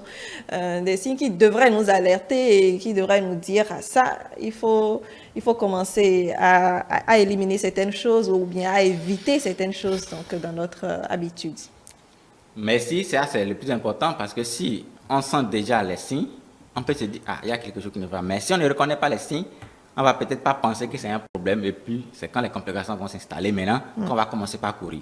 Alors, pour l'hypertension artérielle, c'est une classique qu'on appelle la triade Dieu la foi. C'est notre thème de façon scientifique. Alors, d'abord, vous avez les maux de tête. Ces maux de tête-là, vous dormez la nuit correctement, vous vous réveillez le matin, vous avez les maux de tête. D'accord. Vous n'êtes pas reposé, peu importe. Ça, c'est pas normal. Vous venez de vous réveiller, vous avez bien dormi, c'est pas comme si vous n'avez pas bien dormi, mais vous avez les maux de tête. Et c'est le matin, généralement, ça apparaît. Et les maux de tête, là, vous sentez ça que c'est au niveau de la nuque, comme ça, derrière la tête, comme ça vient un peu devant. Mais quand vous vous levez le matin, vous essayez de vous lever, vous me voir, et puis tout rentre dans l'ordre. D'accord. Systématiquement, là, un peu de promenade, tout disparaît. Et c'est généralement les matins, vous sentez ça. Il faut vous dire que la tension, là, ça s'élève. Il faut commencer par régulièrement contrôler sa tension. Contrôler sa tension de façon régulière. Peut-être sur le champ, vous allez prendre, c'est la normale. Ça ne vous suffit pas. Continuez à se passer. J'ai dit que c'est en 3 à 6 mois. Vous pouvez prendre ça sur 3 à 6 mois et retrouver dedans que la tension s'élève à un moment donné, ça baisse à un moment donné. Là, vous comprenez ce que vous sentez. Alors, en dehors de ces maux de tête-là, vous avez les vertiges. Il y a des gens qui vont bien manger, qui vont faire tout ça, mais ils ont souvent les vertiges. Qui va se retrouver également dans l'hypotension. Là, il faut vraiment prendre l'attention de faire la part des choses. Est-ce que ça s'élève ou bien que ça baisse. Vous avez des crampes. Les gens peuvent avoir des crampes au niveau des pieds, au niveau des extrémités. C'est tout le temps des crampes. Là, il faut voir est-ce que ce n'est pas peut-être la tension qui s'élève trop. Maintenant, il y a des gens qui saignent souvent du nez, qu'on appelle l'épistaxis. Alors, ceux-là, sans antécédent ou sans quelqu'un qui a ça dans la famille, où on se retrouve à brutalement avoir le nez qui saigne sans faire un traumatisme, un choc, non. Le sang commence pas à couler. Là, il faut faire attention parce que est-ce que ce n'est pas que le niveau de pression monte trop et les vaisseaux qui sont au niveau du nez là sont trop fragiles, c'est que ça a poussé, ça a cassé ces vaisseaux et puis le sang a commencé par gicler. Et il y a des gens, au contraire, c'est le problème des oreilles, ça boudonne, on n'arrive pas à bien entendre ce que les gens disent, ou bien c'est carrément au niveau du champ de vision. Vous allez voir comme si c'était des mouches qui volent. C'est-à-dire, c'est comme si vous n'avez pas mangé, vous sentez l'hypoglycémie. Vous allez voir les petits qui, au niveau du champ visuel là. Généralement, ces gens-là, même après avoir bien mangé, tout ça là, ils ont généralement les petites expressions que les mouches volent au niveau de les champs. Mouches qui volent alors qu'il n'y en a pas de mouches. Donc, quand vous avez ces signes-là, ça vous demande, attention, il faut aller contrôler votre tension. Ce sont les éléments classiques qui arrivent lorsque vous avez généralement l'hypertension artérielle. Mais c'est généralement tous ces signes-là, c'est des trucs qu'on dit, bon, ça va passer. Ça va passer, c'est ça. Peut-être passer des ci, peut-être ça. Et finalement, c'est quand on se rend compte qu'on était malade. On était malade. Maintenant, quand on parle d'hypotension, là, particulièrement pour l'hypotension, les signes que vous sentez, il y a beaucoup plus la fatigue. C'est-à-dire, vous sentez comme un étourdissement général dans l'organisme, vous sentez étourdi, ensuite vous sentez que les visions là, commence par partir progressivement, c'est pas comme mouche volante, mais ça diminue, ça baisse, et vous sentez que c'est comme si vous avez la nausée qui vous monte, vous avez envie de vomir, vous vous sentez faible, vous sentez que votre cœur commence à battre plus fort, parce que plus le volume baisse, le cœur essaie de récompenser, de rétablir le niveau, donc il s'accélère à envoyer plus de sang. En faisant ça, le cœur également commence par, et d'un coup comme ça, vous vous retrouvez à vous évanouir. C'est ce qu'il disait. Là, dans l'hypotension, vous pouvez vous évanouir très vite, plus que l'hypertension. L'hypertension, il faut complication d'abord avant de s'évanouir. Mais l'hypotension, dès que ça chute trop, vous vous retrouvez au sol. Et si vous vous retrouvez au sol et que c'est malheureusement la tête cognée quelque chose, personne n'est là pour vous aider. Et c'est compliqué. Généralement, quand il y a l'hypotension, il y a des gestes d'urgence qu'il faut faire. Et il est temps d'appeler les secours, que les secours viennent. Généralement, c'est l'hypotension, la personne retrouve conscience. Si la personne n'a pas cogné la tête contre quelque chose, il y a des gestes, il se retrouve le temps que les secours arrivent pour conduire la personne à l'hôpital pour la suite des investigations. Voilà un peu comment les signes se manifestent. D'accord. Je vous propose, docteur, de marquer une petite pause et de revenir. Merci donc à la réalisation. Nous reprenons, docteur Edon. Tout à l'heure, vous nous avez parlé des signes, des facteurs de risque et autres, mais ma question également, en plus de ce que notre invité témoin nous a donc raconté ce matin, c'est pourquoi est-ce que aujourd'hui davantage on parle d'hypertension ou d'hypotension? Pourquoi on a l'impression que beaucoup de jeunes en souffrent finalement? Merci, c'est ce qui fait qu'en fait, je disais au départ que ça devient de plus en plus répandu. Et le premier élément, comme on le dit, c'est le niveau de stress. On se donne tellement de niveau de pression, tellement que... On doit réussir. On doit impressionner la belle famille. Oui. On doit impressionner sa madame. Oui. C'est qu'on t'a mis tellement là-bas, tellement haute qu'on oublie derrière que tout ce qu'on fait là, plus on avance en âge, plus toutes les capacités commencent par baisser. Et on se retrouve avec les maladies de la vieillesse déjà très jeune. Très jeune, wow. Parce qu'on sait que plus la personne est âgée, il n'a plus d'activité, il ne se déplace plus, il voit toute sa famille, il regarde toutes les pressions qui sont sur lui. Ça agit beaucoup plus sur les personnes âgées. Mais aujourd'hui, cette pression-là, on s'est mis ça toujours nous-mêmes déjà. Et ça devient un sérieux problème. Et c'est ça là maintenant, quand on ajoute ça au mode alimentaire, c'est la catastrophe. On veut bien manger en griffe. Mais en fait, c'est comme mettre dans bien manger là. C'est de manger ce qui ne vient pas de chez soi. Très, très mal. Et que c'est dans les conditions, quelles conditions climatiques on mange ci ou on mange ça, on se retrouve avec des maladies qu'on n'aurait pas dû avoir à temps parce qu'en fait, on n'a pas respecté la constitution de l'organisme dans les conditions climatiques dans lesquelles on est. On veut se ressembler, on fait donne l'impression qu'on ressemble à quelqu'un d'autre alors qu'on est nous. Et quand on veut être quelqu'un d'autre, forcément, les conséquences sont toujours là. Comme on le dit, comme il a si bien dit avant de partir, il vaut mieux ne pas l'avoir. Parce que quand vous allez vous retrouver dedans, vous devenez dépendant. On doit vous apporter de l'eau avant que vous ne buvez de l'eau. On doit vous faire ci avant que vous ne faites ça. C'est compliqué. C'est très compliqué. Mieux ne pas en arriver là parce que si on agit sur le facteur qui est le stress, la colère, tout ce qui est stress, colère, conflit, surtout entre mari et femme à la maison, ça là, c'est plus rapide, encore plus de nos jours, parce que les foyers aujourd'hui, ce n'est plus comme ça a été hier. Tout le monde dit son mot, tout le monde a son mot à dire, ce qui fait qu'on est en permanence en conflit. Personne ne se tait. Plus personne ne veut se taire. Du coup, on se retrouve avec des frustrations, accumulation de frustrations. On se retrouve avec l'hypertension artérielle très jeune. Et on sait que quand l'hypertension est là, il y a des complications qui vont suivre. Et c'est dommage de se retrouver jeune avec surtout des petits enfants, et que de laisser ces enfants-là maintenant à une seule charge qui va maintenant se débattre pour pouvoir s'en occuper. Et dans le niveau de pression que cet intéressé aussi se donne, lui-même va se retrouver maintenant avec l'hypertension artérielle. Et vous abandonnez les enfants maintenant qui vont devenir des cas sociaux, et puis maintenant parce qu'il n'y a plus personne pour garder un œil, il n'y a plus personne pour les encourager, il n'y a plus personne pour les apporter de quoi manger réellement, et ils vont devoir se jeter dans n'importe quoi, et finalement on va commencer par accuser quelqu'un ou quelqu'un d'autre, alors qu'en fait c'est nous-mêmes. Plus on est jeune encore, plus on doit prendre conscience que plus on grandit, il y a des choses qui nous attendent. Il faut faire très attention parce qu'on va se retrouver facilement dans ces cas ou cas-là. Il faut vite faire, bien faire pour éviter d'en arriver là. C'est ce qui est important. Il essaye, par exemple, notre ami Évariste essaye de ne pas s'exposer à tous les facteurs qui... Il y en a encore qui n'ont pas encore la main de pouvoir réussir. Exactement. Et avec le temps, s'il a la volonté, il peut y arriver parce qu'il faut se donner la volonté de le faire pour pouvoir y arriver. S'il n'y a pas de volonté, qu'il se dit, bon, un jour on va mourir tous. Si c'est ce passage-là qu'on emploie généralement, finalement, très jeune, lui-même va se retrouver dedans. Mais ce qui est mauvais, c'est qu'il va laisser ses enfants à la charge d'une seule personne, et que cette personne, en se démerdant pour pouvoir s'en occuper, va se retrouver également se rendre encore malade. dans le même, va se rendre malade. En se rendant malade, finalement, on laisse les enfants à qui? Ça, c'est ça qu'on doit intégrer dans notre conscience pour pouvoir dire, ce n'est pas seulement de nous il s'agit, mais des gens qui sont là, à qui on a cherché nous-mêmes, à qui on a mis ensemble nous-mêmes, qu'on a mené dans la vie nous-mêmes, on doit rester pour s'occuper d'eux, et il faut être en bonne santé pour s'occuper des autres. Et lorsque la maladie est détectée, c'est-à-dire on a eu l'opportunité donc de voir ou de prendre sa pression ou sa tension sur les 6 mois, et qu'on sait qu'on est hypertendu ou hypotendu, qu'est-ce qu'il faut faire? Qu'est-ce qu'on prend en charge là? Lorsque on a l'habitude de prendre sa tension artérielle et qu'on constate que c'est élevé, il faut déjà consulter, se faire suivre.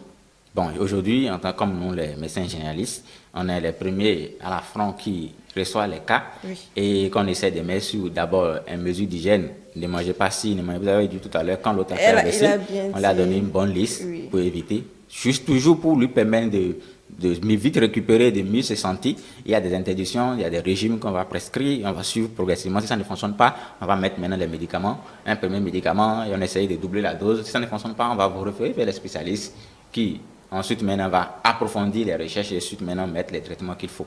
Nous, on se limite juste à donner des conseils, à accompagner. Si ça ne marche pas maintenant, on vous réfère vers les spécialistes. Et quand on dit qu'on va chez les spécialistes, il faut savoir que le coût est différent. Plus on monte en grade, plus votre situation se complique, plus le coût devient énorme. Vous voyez son cas, ça demande beaucoup plus de dépenses, beaucoup plus de temps, beaucoup de sacrifices. C'est énorme. Et surtout, quand vous-même vous voyez que vous devenez une charge pour les enfants, vous devenez une charge pour les proches, vous-même le niveau de pression que vous vous mettez, finalement vous rendez l'âme, et vous dites que bon, vaut mieux partir pour laisser les gens respirer. Et quand ça arrive à ce niveau, c'est compliqué. C'est compliqué. Mieux ne pas en arriver là. Très bien. Alors, disons, comment est-ce qu'il faut faire? C'est vrai que vous avez dit il y a ces causes-là qu'il faut essayer de limiter et autres, mais à partir de quel moment il faut réellement faire attention? Il faut toujours faire attention tous les jours. Il y a enfin un moment où on va vous dire que c'est bon, ce moment-là, il faut faire attention. Non, il faut faire attention de maintenant qu'on est encore en bonne santé, qu'on est apparente, parce que c'est une illusion. On dit qu'on est en bonne santé. Si on fouille ici maintenant, là, il y a tellement de choses qu'on va trouver à corriger. Mais on est en bonne santé apparente. Du coup, c'est le moment de tout éviter, de tout contrôler, de tout surveiller pour éviter. Parce qu'on sait déjà que quand vous faites ci, vous pouvez avoir ça. Et surtout quand vous avez dit à votre père ou votre mère qui est diabétique, qui est tout ça, il faut faire attention parce que vous allez vous retrouver. C'est le moment déjà de commencer par se poser des questions. C'est le moment déjà de prendre conscience et de commencer par éviter ces facteurs-là pour ne pas en arriver là. Parce que déjà, le facteur génétique est là. Déjà, quand un membre de la famille est là, on sait déjà que le facteur génétique est là. Maintenant, si le facteur génétique est là, il faut tout faire pour éviter d'en arriver là. Vous voyez, dans leur famille, comme papa et maman sont déjà diabétiques, hypertendus, et papa est parti, la maman est en séquelles, les grandes sœurs sont déjà également dedans. Ce qui prouve qu'il y a le facteur génétique là. Aussi, il est un candidat, donc il doit faire très attention pour échapper à ça jusqu'à sa vieillesse. Peut-être même si c'est à la vieillesse, ça venait, il n'y a pas de souci. Mais très jeune maintenant, si ça vient, c'est compliqué parce que ça demande un coût pour le suivi. Parce que lorsque vous êtes déclaré hypertendu, vos médicaments, vous devez les prendre tous les jours. Le médicament qu'on va vous presser jusqu'à ce que votre tension va se stabiliser, c'est sur ce médicament que vous allez rester tout le reste de votre vie. Si vous respectez la dose, si vous respectez la prise, normalement la tension ne doit plus grimper. S'il n'y a pas d'autres situations qui viennent se greffer sur le tableau, ça ne doit plus grimper. Et si ça ne grimpe plus, vous êtes stable et vous l'avez évité les complications parce qu'on sait que l'hypertension artérielle, c'est trop de complications. Très bien. Lorsqu'une crise survient, parce que en fait, il a bien dit, Évariste, son papa a fait une crise, sa mère aussi, bon, au champ. Heureusement qu'il y avait quelqu'un qui a vu. D'ailleurs, lorsqu'une crise survient, qu'est-ce qu'on fait? Si c'est la crise d'hypertension, Oui. parce qu'il y a crise d'hypertension, crise il faut aussi d'hypotension. pouvoir détecter. Voilà. S'il y a une crise, c'est que c'est déjà stade complication. Si quelqu'un fait une crise parce qu'il est hypertendu, c'est qu'il est déjà en stade complication. Sinon, normalement, l'hypertension ne donne pas de crise. Vous sentez les petits signes, les maux de tête, vous prenez votre tension, c'est élevé, on vous suit un peu, on voit que vous êtes hypertendu, on vous met sous traitement, tout rentre dans l'ordre. D'accord. Mais si vous faites une crise, sachez que vous êtes en complication. Donc, on va y aborder les complications un à un. Après, on va revenir sur qu'est-ce qu'il faut faire en cas de telle crise ou telle crise. Parce que ce n'est pas les mêmes gestes, ce n'est pas les mêmes réactions qu'il faut avoir devant les crises. Ça dépend de l'origine. De l'origine. Alors, vous devez savoir que les hommes sont beaucoup plus exposés à l'hypertension que les femmes. Pourquoi? Les femmes ont l'hormone qu'on appelle l'estrogène, qui joue un rôle protecteur pour la femme, généralement. C'est quand elle va à la ménopause que ces hormones-là starissent et qui diminuent considérablement qu'ils sont même maintenant plus exposés, même facteurs d'exposition. Mais l'homme n'a pas l'estrogène en quelque sorte, du coup, il est depuis le jeune, il est exposé comme ça. Maintenant, il y a d'autres situations qui peuvent venir déclencher, comme on l'a cité pêle-mêle aujourd'hui. Maintenant, lorsque on se retrouve dans les conditions que tout le monde est exposé aux mêmes facteurs de risque, et que la personne ne sait même pas qu'il est hypertendu, et qu'il est toujours exposé à ces mêmes facteurs de risque de façon régulière, et que le niveau de cerveau, les petits capillaires, ça peut arriver que ce soit, vous avez déjà dit tout à l'heure qu'il y a les vaisseaux, il y a les artères, il y a les artérioles, les plus petits qui sont là, la pression devient trop grande. Et quelque chose de très fragile où vous envoyez une pression très élevée, ça peut provoquer l'éclatement et ça va saigner. Oui. Alors, ça peut saigner dans la tête et si un côté de votre cerveau est paralysé, le côté opposé. Et là, c'est la personne tombe, on dit qu'il a fait AVC. Ou bien c'est juste à cause de ça, il y a un petit boule caillou qui allait boucher un artère quelque part au niveau du cerveau. Et tous ceux qui sont en haut de là-bas ne trouvent plus de l'oxygène. Et tous ces tissus commencent par mourir. La personne tombe, on dit qu'il a fait AVC ischémique. L'autre c'est hémorragique, l'autre c'est ischémique. Alors, peu importe ce qui s'est passé et qu'on se retrouve avec une crise d'AVC, avec une paralysie d'un côté ou bien une paralysie de tout, il n'y a rien à faire de courir que de courir d'amener la personne à l'hôpital. Prenez la personne directement et que vous l'amenez à l'hôpital. Parce qu'il n'y a rien que vous puissiez y faire. Là, il faut aller à l'hôpital, qu'on évalue. Et ce n'est pas aller dans des petites cliniques qu'on va faire des injections parce qu'il y a des AVC, hémorragiques et ischémiques, ce n'est pas le même traitement. Vous pouvez utiliser le traitement que vous voulez utiliser et que si c'est ischémique, vous aggravez son cas, ou si c'est hémorragique, vous aggravez son cas. Donc, il faut courir pour aller dans des centres où c'est bien spécialisé et puis on peut rapidement prendre en charge et tenir compte de tous les paramètres, surtout tous les paramètres. Est-ce qu'ils ont pris attention? Qu'est-ce qui s'est passé? Parce qu'on sait, dans nos contextes ici, la première chose qu'on dit c'est que c'est la sorcellerie, c'est l'envoûtement. C'est quelqu'un qui a mis quelque chose sur son pied ou elle est tombée. C'est la première chose qu'on fait. On dit. Et on ne va pas là où il faut y aller à temps. Et quand on y va de l'autre côté, que tout est devenu catastrophe, maintenant qu'on revient à l'hôpital. Et maintenant, ça arrive à l'hôpital, maintenant on vient maintenant accuser les agents de santé. Vous n'êtes pas venu à temps. Les agents de santé ne sont pas des dieux. On est juste qu'un petit aide qui essaie juste de réparer un peu ce qui est gâté, tout simplement. Mais on n'est pas Dieu. On peut faire juste ce qu'on peut, mais on ne peut pas vous dire que ça va se faire ci, ça va faire ça. Non, c'est Dieu qui guérit, nous on essaie de soigner simplement. Mais si vous ne venez pas à temps pendant qu'on peut encore récupérer la personne et que c'est déjà devenu totalement gravataire, et sans ce temps vous venez, qu'est-ce que vous espérez qu'on apporte à cette personne? Et si la personne meurt, vous allez trouver que c'est de notre faute ou c'est qu'on n'a pas fait notre boulot, alors que pendant qu'il fallait non seulement contrôler sa tension, il ne l'a pas fait. Pendant qu'il devait aller à l'hôpital, il n'a pas fait. Sous préjugé qu'il va peut-être partir maintenant, là, il va donner l'argent gratuitement, on va regarder sa tension, alors qu'il n'a rien. Vous n'êtes pas allé. Ensuite, maintenant, vous tombez. Au lieu de vous amener à l'hôpital, vous avez déjà trouvé une préjugé spirituel derrière, et vous avez traîné jusqu'à ce que c'est devenu compliqué. Maintenant, vous êtes venu.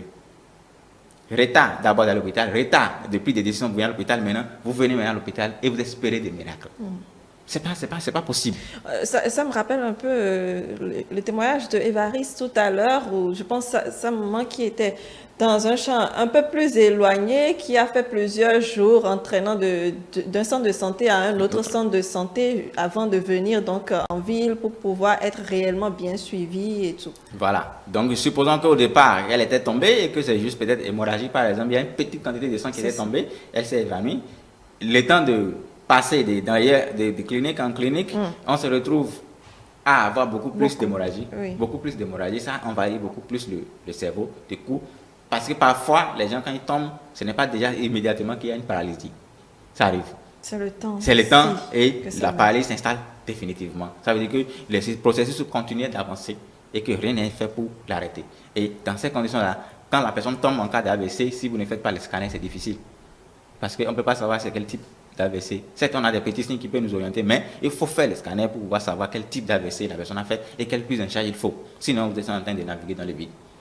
C'est ce qui fait que, généralement, quand les gens font ça dans la tradition, s'ils n'ont pas une preuve que c'est tel ou tel type, c'est toujours compliqué. Compliqué de soigner. De soigner. Alors, en dehors de cet AVC, il y a ce qu'on appelle l'infarctus du myocarde. Oui. Alors, l'infarctus du myocarde, ça, c'est un autre type qui, lorsque ça arrive chez un individu, la personne peut tomber tout de suite et mourir tout de suite. Oui. Auto. Parce que c'est un problème d'afflux du sang au niveau du muscle du cœur qui vient nourrir le cœur lui-même parce qu'il nourrit les autres, mais lui aussi se nourrit.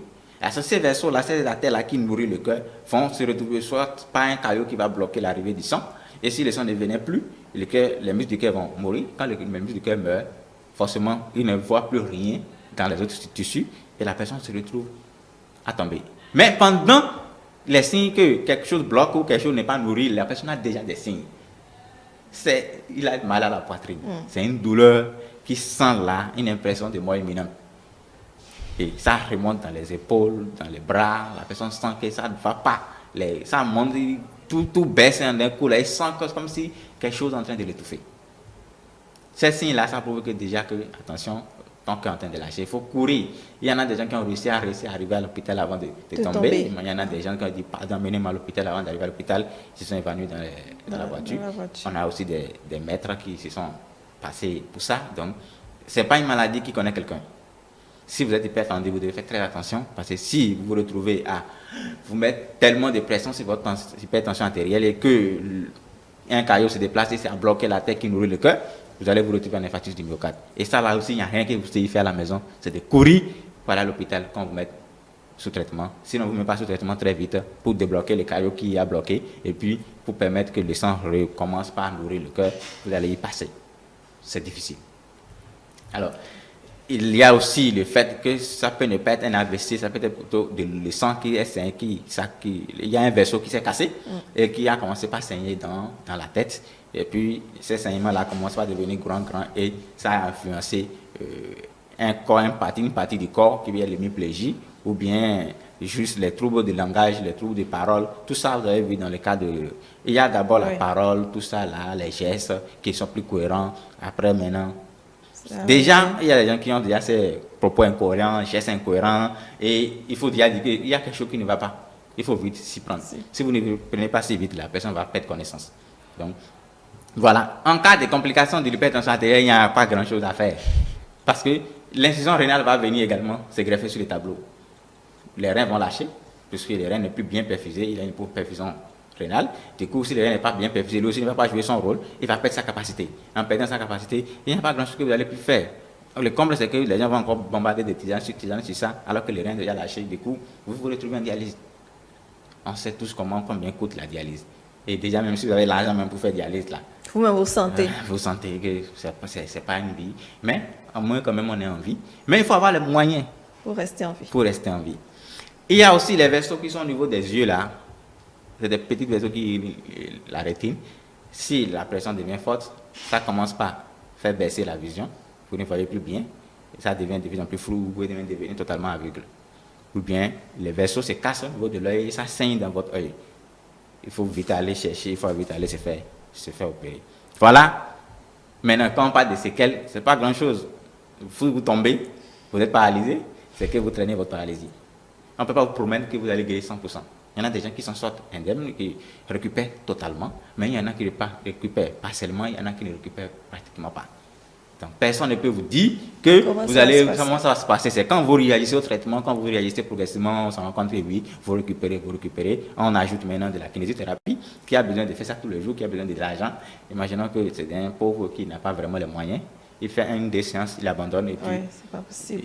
Vous faites un AVC, vous êtes en période post-récupération, vous pouvez encore faire un autre AVC sur ça. Donc, c'est compliqué. On parlait de séquelles d'AVC est là, ensuite, mais il fait un autre AVC sur séquelles d'AVC. C'est compliqué. Mais pourquoi est-ce qu'on a l'impression qu'on sort presque toujours paralysé de l'AVC? Oui, c'est ça qu'on appelle AVC. C'est-à-dire qu'il y a un ennemi partie du corps du cerveau. Si c'est le droit, c'est votre côté gauche qui sera paralysé. Ça dépend du territoire pour lequel la situation s'est produite. Si c'est le sang qui s'est éclaté dans votre cerveau, le territoire par lequel qui gouverne les activités des membres, ce territoire-là va être paralysé totalement. Parce que la commande du cerveau n'envoie plus de signaux parce que lui-même là-bas n'arrive plus à s'en sortir. Du coup, ce côté-là sera paralysé. Et il faut le temps que ça se résorbe. Si c'est l'hémorragie, il faut que ça se résorbe peut-être petit à petit. Si c'est un caillot, on met du traitement pour déboucher le vaisseau qui est enclavé. Puis la circulation reprend progressivement et les tissus qui sont en train de mourir vont reprendre progressivement. Et là, la personne va récupérer progressivement sa capacité de mouvoir. C'est ce qui fait que dans l'AVC, on est paralysé. Mais dans les parties du myocarde, si vous revenez et que le cœur reprend sa fonction, il n'y a pas de paralysie. Très bien. Alors, avant de poursuivre donc sur les conseils sûrement et quelques autres choses donc on va aborder, on va recevoir Modeste sur le plateau. Voilà, Modeste, avec nous les messages. Oui, nous avons eu quelques messages. Le premier message de Justin qui dit « Il y a quelques semaines, j'ai eu une sorte de malaise au cours. Je suis professeur d'anglais dans un collège de la place. Je n'ai pas de médecin. J'ai donc fait appel à un médecin ambulant quand j'ai eu le problème. Pour cette histoire de tension, un collègue m'avait déjà conseillé d'aller consulter un spécialiste à l'hôpital. Je suis par la suite allée voir le médecin et à nouveau il m'a trouvé un 18-10. Mais j'avais passé 2 heures dans les embouteillages, voilà, auparavant. J'étais au bout des nerfs. Je suis sûre que ma tension monte à chaque fois que je suis énervée. Et c'est tout. Et puis l'ambiance des hôpitaux m'impressionne. J'aime pas le bruit autour et le médecin m'a vivement conseillé de rester loin de tout problème. Un 18-10, c'est ça. Un 18-10. Pour lui, c'est qu'il était énervé avant de venir déjà à l'hôpital. Mais si ce n'est pas qu'il est hyper tendu, ça ne serait pas autant. Si ça atteint 18, c'est qu'il est lui-même déjà il est hyper tendu. Mais il ne se reconnaît pas encore hyper tendu. Avec les mesures d'hygiène accompagnées, ça peut baisser progressivement. Mais si ça ne baisse pas, il va falloir l'accompagner avec un traitement. Un traitement. Oui. Alors, un deuxième message qui dit... Moi, mon symptôme, pas des moindres. J'avais en tête que pour mesurer la tension idéale, le premier chiffre, il fallait additionner 100 plus l'âge. Avec un 180 sur 80, mon chiffre tournait autour de ça. Je ne m'inquiétais donc pas. Le médecin qui m'a examiné a expliqué que un 140 sur 90 était maintenant la limite admise. Il m'a demandé si j'avais remarqué des symptômes quelconques, ce qui n'était pas le cas. Il m'a aussi posé des questions sur mes habitudes de vie. Je suis à la retraite depuis 10 ans et depuis je fais pas mal de sport, surtout le vélo, sans ressentir des problèmes d'essoufflement. Aujourd'hui, ma tension est très stable. C'est un message de Morel Ido. Très bien, merci beaucoup. sa tension est stable. À la retraite, c'est vrai que ce sont des personnes qui font beaucoup attention également à leur tension à ce moment-là. Il y a beaucoup d'interdits à la maison. Oui, il y en a qui sont conscients et Oui. qui y respectent, il y en a carrément qui ne veulent pas y respecter. Et c'est un jour seulement, ils tombent et puis on les ramasse, tout simplement. C'est bien qu'il ait pris conscience, au moins il fait le vélo, il fait des activités physiques, même à la retraite. Oui. C'est quand vous allez à la retraite, vous faites 30 ans de service, que vous allez à la retraite et que vous laissez tout à 30 ans mouvementé là, que vous allez partir vous coucher à la maison. C'est là que vous sentez maintenant que les problèmes commencent. Il faut toujours garder les mêmes habitudes, même à la retraite, que pendant que vous êtes en activité. Sinon, vous allez vite vous retrouver avec ces pathologies-là. Oui, un dernier message qui dit les recommandations diététiques de prise en charge de l'hypertension artérielle chez les enfants consistent à privilégier les légumes frais, les fruits et autres aliments riches en fibres et à limiter la consommation de sel et à éviter les boissons sucrées et les graisses saturées. Les enfants et les adolescents devraient pratiquer chaque jour au moins une heure d'activité physique modérée et intense comme le vélo ou la natation. Très bien. Donc, des éléments qui reviennent sur, ou plutôt un message qui revient sur tout ce que vous avez dit tout à l'heure, la consommation de fruits, le fait d'éviter certaines choses donc, dans l'alimentation et autres. Si on commence déjà pour les plus jeunes, on aura un bon résultat demain. Mais si on attend que la personne prenne conscience et il fait tout ce qu'il veut lui-même et qu'on n'a pas inculqué cette habitude-là dès qu'il est tout petit, ça va être difficile à la fin. C'est ce qui fait que plus on est grand et qu'on a du mal à changer d'habitude et puis on se dit, bon, même si ça m'emporte, tant mieux. Alors que quand c'est un enfant que vous l'avez déjà inculqué ces valeurs-là, quand il grandit avec ces valeurs, il ne va jamais l'oublier que, il y a ce qui peut faire donner ci, il y a ça qui peut donner ça. Ça donne beaucoup plus de résultats que de chercher à convaincre un adulte. C'est vrai. On poursuit. Oui, la citation du jour qui est de Nabil Alami qui dit « On mesure notre diabète et notre tension, mais on ignore souvent de nous mettre en question. On mesure notre diabète et notre tension, mais on ignore souvent de nous mettre en question. » Nabil Alami, on mesure notre diabète et notre tension, mais on ignore souvent de nous mettre en question. Docteur.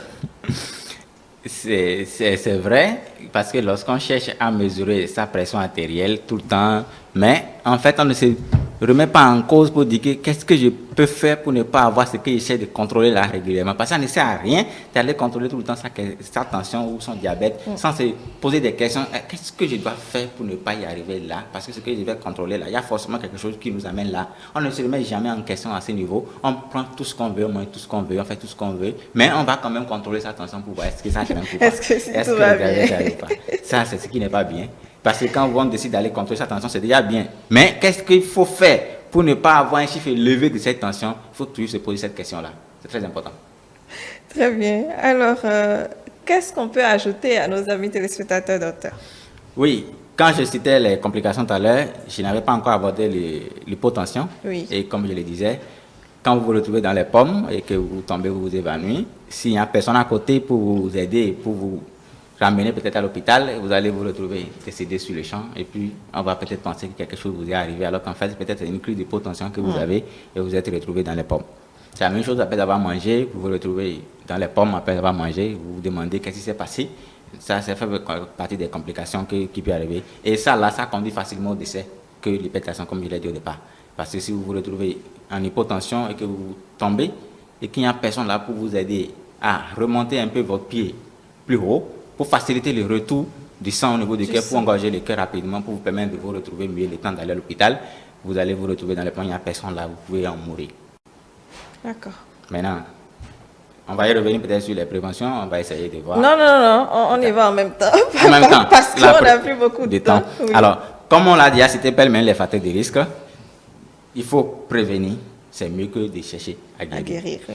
La guérison, personne n'a la certitude de vous dire que vous serez totalement guéri. Alors, déjà, l'alcool, il faut diminuer, le sel, il faut diminuer. Il faut déjà inclure ça dans l'habitude des jeunes âges pour les enfants, pour les permettre de comprendre que consommer beaucoup de sel, ce n'est pas bien. Parce que si nous, hier, on nous a pas trouvé quelqu'un pour nous dire que consommer beaucoup de sel, c'est pas bien, on s'est habitué. Aujourd'hui, on pourrait quand même dire à nos enfants que c'est pas bien de consommer beaucoup de sel, diminuer. On aura beaucoup plus de résultats à la longue. De sel là, c'est tout mettre des sel dans tout ce qu'on consomme, jusqu'à cube, ajouter tout ça là. Il faut y voir, il faut y diminuer progressivement jusqu'à s'en passer s'il le faut. Alimentation, activité. Quand on mange, il faut faire le sport. Quand on mange, il faut se déplacer. Quand on mange, il faut se mouvoir pour pouvoir faciliter la digestion, pour faciliter l'élimination des parties toxiques de ces éléments-là qu'on a consommés, pour éviter que ça s'accumule dans l'organisme. Lorsqu'on prend son poids et on calcule son indice de masse corporelle qui s'est élevé, il faut essayer de faire des activités de marche, des régimes, de manger moins lourd les soirs, tout ça là. Ça fait partie des éléments qui vont vous permettre d'éviter de vous exposer davantage à l'hypertension artérielle. Alors, les tabacs, les manger gras, trop gras, il faut en diminuer, trop huileux, trop gras, il faut revoir ça. Que quelqu'un est diabétique déjà, surtout, quelqu'un qui est déjà diabétique, il doit faire très attention que son diabète soit équilibré. Si le diabète n'est pas équilibré, l'hypertension artérielle est derrière. C'est une des complications du diabète. Il faut que son diabète soit équilibré, sinon il risque d'avoir l'hypertension artérielle. Le stress. On sait tous qu'on est des postes, des activités qui nous donnent tellement de stress. Oui. Il faut faire attention. Il faut se donner des priorités, il faut se fixer des limites à ne jamais dépasser. Si votre patron devant vous est déjà à vous mettre tout le temps de la pression, fixez-vous vos limites si ça ne va pas démissionner, parce que quand vous allez tomber, votre patron va vous remplacer. Ça ne fait même pas 24-48 heures, va vous remplacer. Et vous allez vous retrouver avec des séquelles lourdes, et tous ceux qui en dépendent de vous avec ce boulot vont également payer le prix. Donc il faut toujours garder ça en tête, que le niveau de pression doit être mis à zéro. Vous savez que c'est l'une des, l'un des critères lorsqu'on veut recruter à des postes, savoir peut supporter la pression. Peut supporter la pression. Oui, attention, tout le monde ne peut pas supporter la pression. Et déjà, même encore qu'on a parlé de méningite ici, des gens qui ont des difficultés à la naissance, si vous les mettez trop sous pression, ils vont craquer. Donc tout le monde ne supporte pas la pression. Il faut faire très attention. Chacun doit se mettre en question, remettre en question, comme l'auteur de Pensée du jour, et demander jusqu'à où, quelles limites je peux supporter en matière de pression. C'est ça, va au-delà de mes principes-là, il faut me démissionner. C'est très important, parce que votre santé est au-delà de tout, parce que si vous tombez, ils vont vous remplacer. Regardez ça toujours en tête. On a vu des gens, quand ils sont tombés en déplacement de leur boulot, on les a remplacés 2 jours après. Une journée après, on les a remplacés. Parce qu'il ne faut pas que le boulot reste. C'est ça, il faut pouvoir continuer. Et on ne demande même pas comment ils vont. Donc, il faut toujours penser que celui qui va vous pousser à tomber, il ne va pas demander comment vous allez. Donc, prenez votre précaution pour éviter de tomber. Alors, en cas d'hypotension, la personne qui tombe et vous sentez que c'est l'hypotension, il faut juste soulever les pieds. Soulever les pieds en haut complètement pour lui permettre que le sang revienne vite au cœur. La personne va prendre conscience rapidement, c'est l'hypotension. Si c'est l'hypotension, il va forcément prendre conscience. Il va revenir en lui-même. Et là, vous conduisez maintenant à l'hôpital. Ça ne sert à rien de prendre la personne pour dire que vous ne courez pas aller à l'hôpital. Non, soulevez les pieds. Si quelqu'un peut garder les pieds en haut, les autres soulèvent, mettent dans la partie. Vous gardez les pieds en haut, même si vous devez aller à l'hôpital. Ça va lui permettre de revenir en lui-même progressivement. Ça, c'est en cas d'hypotension.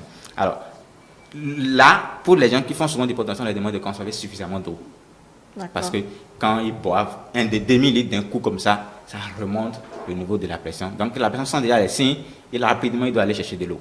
Mais attention, il faut savoir qu'on est en hypo ou en hyper d'abord avant de le faire. C'est ça en fait. Si vous êtes en hyper et que vous ne courez pas aller boire de l'eau, vous aggravez votre cas. Attention, baisse, quand on sent vertige, quand tout ça, on va prendre de l'eau. Sachant qu'on a déjà pris sa tension, c'est déjà que notre tension baisse. Si vous n'avez pas fait ça, que votre tension monte et que vous allez prendre de l'eau et vous buvez, c'est déjà catastrophe. Parce que quand on boit de l'eau, ça lève le niveau de la volémie et que la pression monte d'un coup. Si vous êtes déjà élevé, ça peut vous faire un AVC juste parce que vous venez de prendre de l'eau. Donc, il faut vérifier si c'est le pot d'abord avant de prendre suffisamment d'eau. L'alcool, le tabac également, il faut l'éviter. Particulièrement ceux qui font hypotension, on doit éviter les endroits chauds. D'accord. Pour ne pas se sentir suffoqué. Exactement. La chaleur provoque une vasodilatation des vaisseaux. Déjà, quelqu'un qui a une hypotension, quand les vaisseaux se dilatent, ça va baisser le niveau de la pression et là, ils vont se trouver dans les pommes. Donc, il faut qu'ils évitent nécessairement tous les endroits qui sont trop chauds, qu'ils se soustraient de ces endroits. Et cela suppose qu'on se reconnaît de ça. Parce que si on ne va pas à l'hôpital poser mesures d'attention, on ne sait pas si on est hypo ou si on est hyper. Également, les efforts physiques, trop d'efforts physiques n'est pas bon pour quelqu'un qui fait hypotension. Il peut se retrouver dans les pommes. Alors, et éviter également certains médicaments, quand les diurétiques, par exemple, baissent le niveau de la pression. Et si déjà vous êtes hypo et que vous prenez ces médicaments, vous allez vous retrouver totalement dans les pommes. Alors, pour l'hypertension postprandiale, généralement, Il y a aussi l'autre hypertension, l'hypotension, quand on se lève du lit et on se lève très brusquement. Oui, Ça peut faire chuter la pression si vous savez que c'est un hypo. Levez-vous du lit, pliez les jambes, descendez les jambes, asseyez-vous 1 minute avant de vous lever. Et faites des marches et tout rondement. Mais si vous avez l'habitude de vous lever d'un coup et de sauter du lit, vous allez sauter du lit, vous allez vous retrouver dans les pommes. Parce que votre tension chute de façon dramatique. Donc, il faut faire attention. Pas de repas trop copieux quand on est hypotendu, parce que déjà vous êtes hypotendu, vous consommez des repas trop lourds. L'organisme va diriger tout votre sang vers l'estomac pour aller digérer les repas que vous avez pris et vous allez tomber dans les pommes après avoir mangé. Vous allez dire, mais malgré que je viens de manger, qu'est-ce qui s'est passé? C'est parce qu'en fait, vous faites tendance hypotension. C'est ça qui vous a conduit là parce que vous avez mangé trop lourd. Alors, une promenade à pied régulièrement après les repas, ça va éviter de tomber dans les pommes. Très bien. Merci, docteur. Modeste, on n'a pas pu faire l'humour aujourd'hui, ni le test ta culture. Ce sera pour demain, ce sera pour une autre fois. Mais je suis sûre que vous êtes contente. Oui, j'ai quand même assez appris, j'ai beaucoup appris. Et je pense que le mieux, c'est d'aller se faire consulter, d'aller voir un médecin pour quand même savoir dans quoi vous retrouvez et prendre les dispositions, prendre les mesures idoines pour quand même vous mettre à l'abri des conséquences de ce mal. C'est vrai qu'à certaines personnes ou bien à un certain âge, on conseille aux gens d'avoir déjà le matériel pour prendre l'attention à la maison et autres pour pouvoir savoir, pour ne pas venir tout le temps à l'hôpital. Oui, ça c'est très important. Et il y a des gens, parfois même, qui sont hypertendus. Tous les hypertendus doivent avoir l'appareil, la machine à la maison. Ils prennent tous les matins, ils voient. Et quand il y a une situation, ils prennent en même temps, ils voient. Si ça se lève, ils savent quoi faire. C'est très important que chacun apprenne avec 25 000 aujourd'hui, avec le budget de 25 000, vous avez un très bon appareil que vous pouvez prendre régulièrement votre tension à la maison pour toute votre famille. J'en ai au moins 2. Un pour le boulot, un pour la maison. C'est très important. D'accord. Donc, peu importe l'âge qu'on a, il faut quand même avoir ça. Il faut l'avoir. Si on a la capacité de l'avoir, il faut l'avoir. Régulièrement, prendre sa tension chez soi parce que tu places seulement et tu appuies, ça te donne les chiffres. Ça te donne le chiffre. Tranquillement, s'il n'y a pas de souci.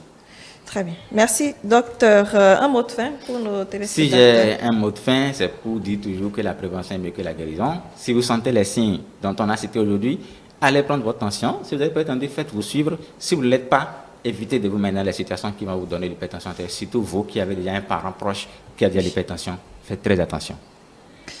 Modeste. Merci simplement. Merci à vous deux qui êtes restés donc sur notre plateau jusqu'à la fin. Merci également à Évariste Goncho, agent commercial, qui est venu nous faire un petit témoignage. Donc, amis téléspectateurs, nous espérons que ce témoignage et toutes les explications du docteur Félicien Edou vous ont édifié sur la maladie d'hypo et d'hypertension. Si vous l'avez actuellement, essayez donc d'éviter tout ce dont on a parlé, le sel, l'alcool, surtout si vous êtes en surpoids, vérifiez que vous n'êtes pas en train d'aggraver votre situation. L'activité physique importante également, du fruit, des légumes, du gras à éviter également au maximum. Et si vous avez des parents qui sont hypertendus, c'est que vous êtes également prédisposés à l'avoir et donc pouvoir éviter un certain nombre de choses pour rester en bonne santé le plus longtemps possible. Amis téléspectateurs, c'était un plaisir. Rendez-vous demain.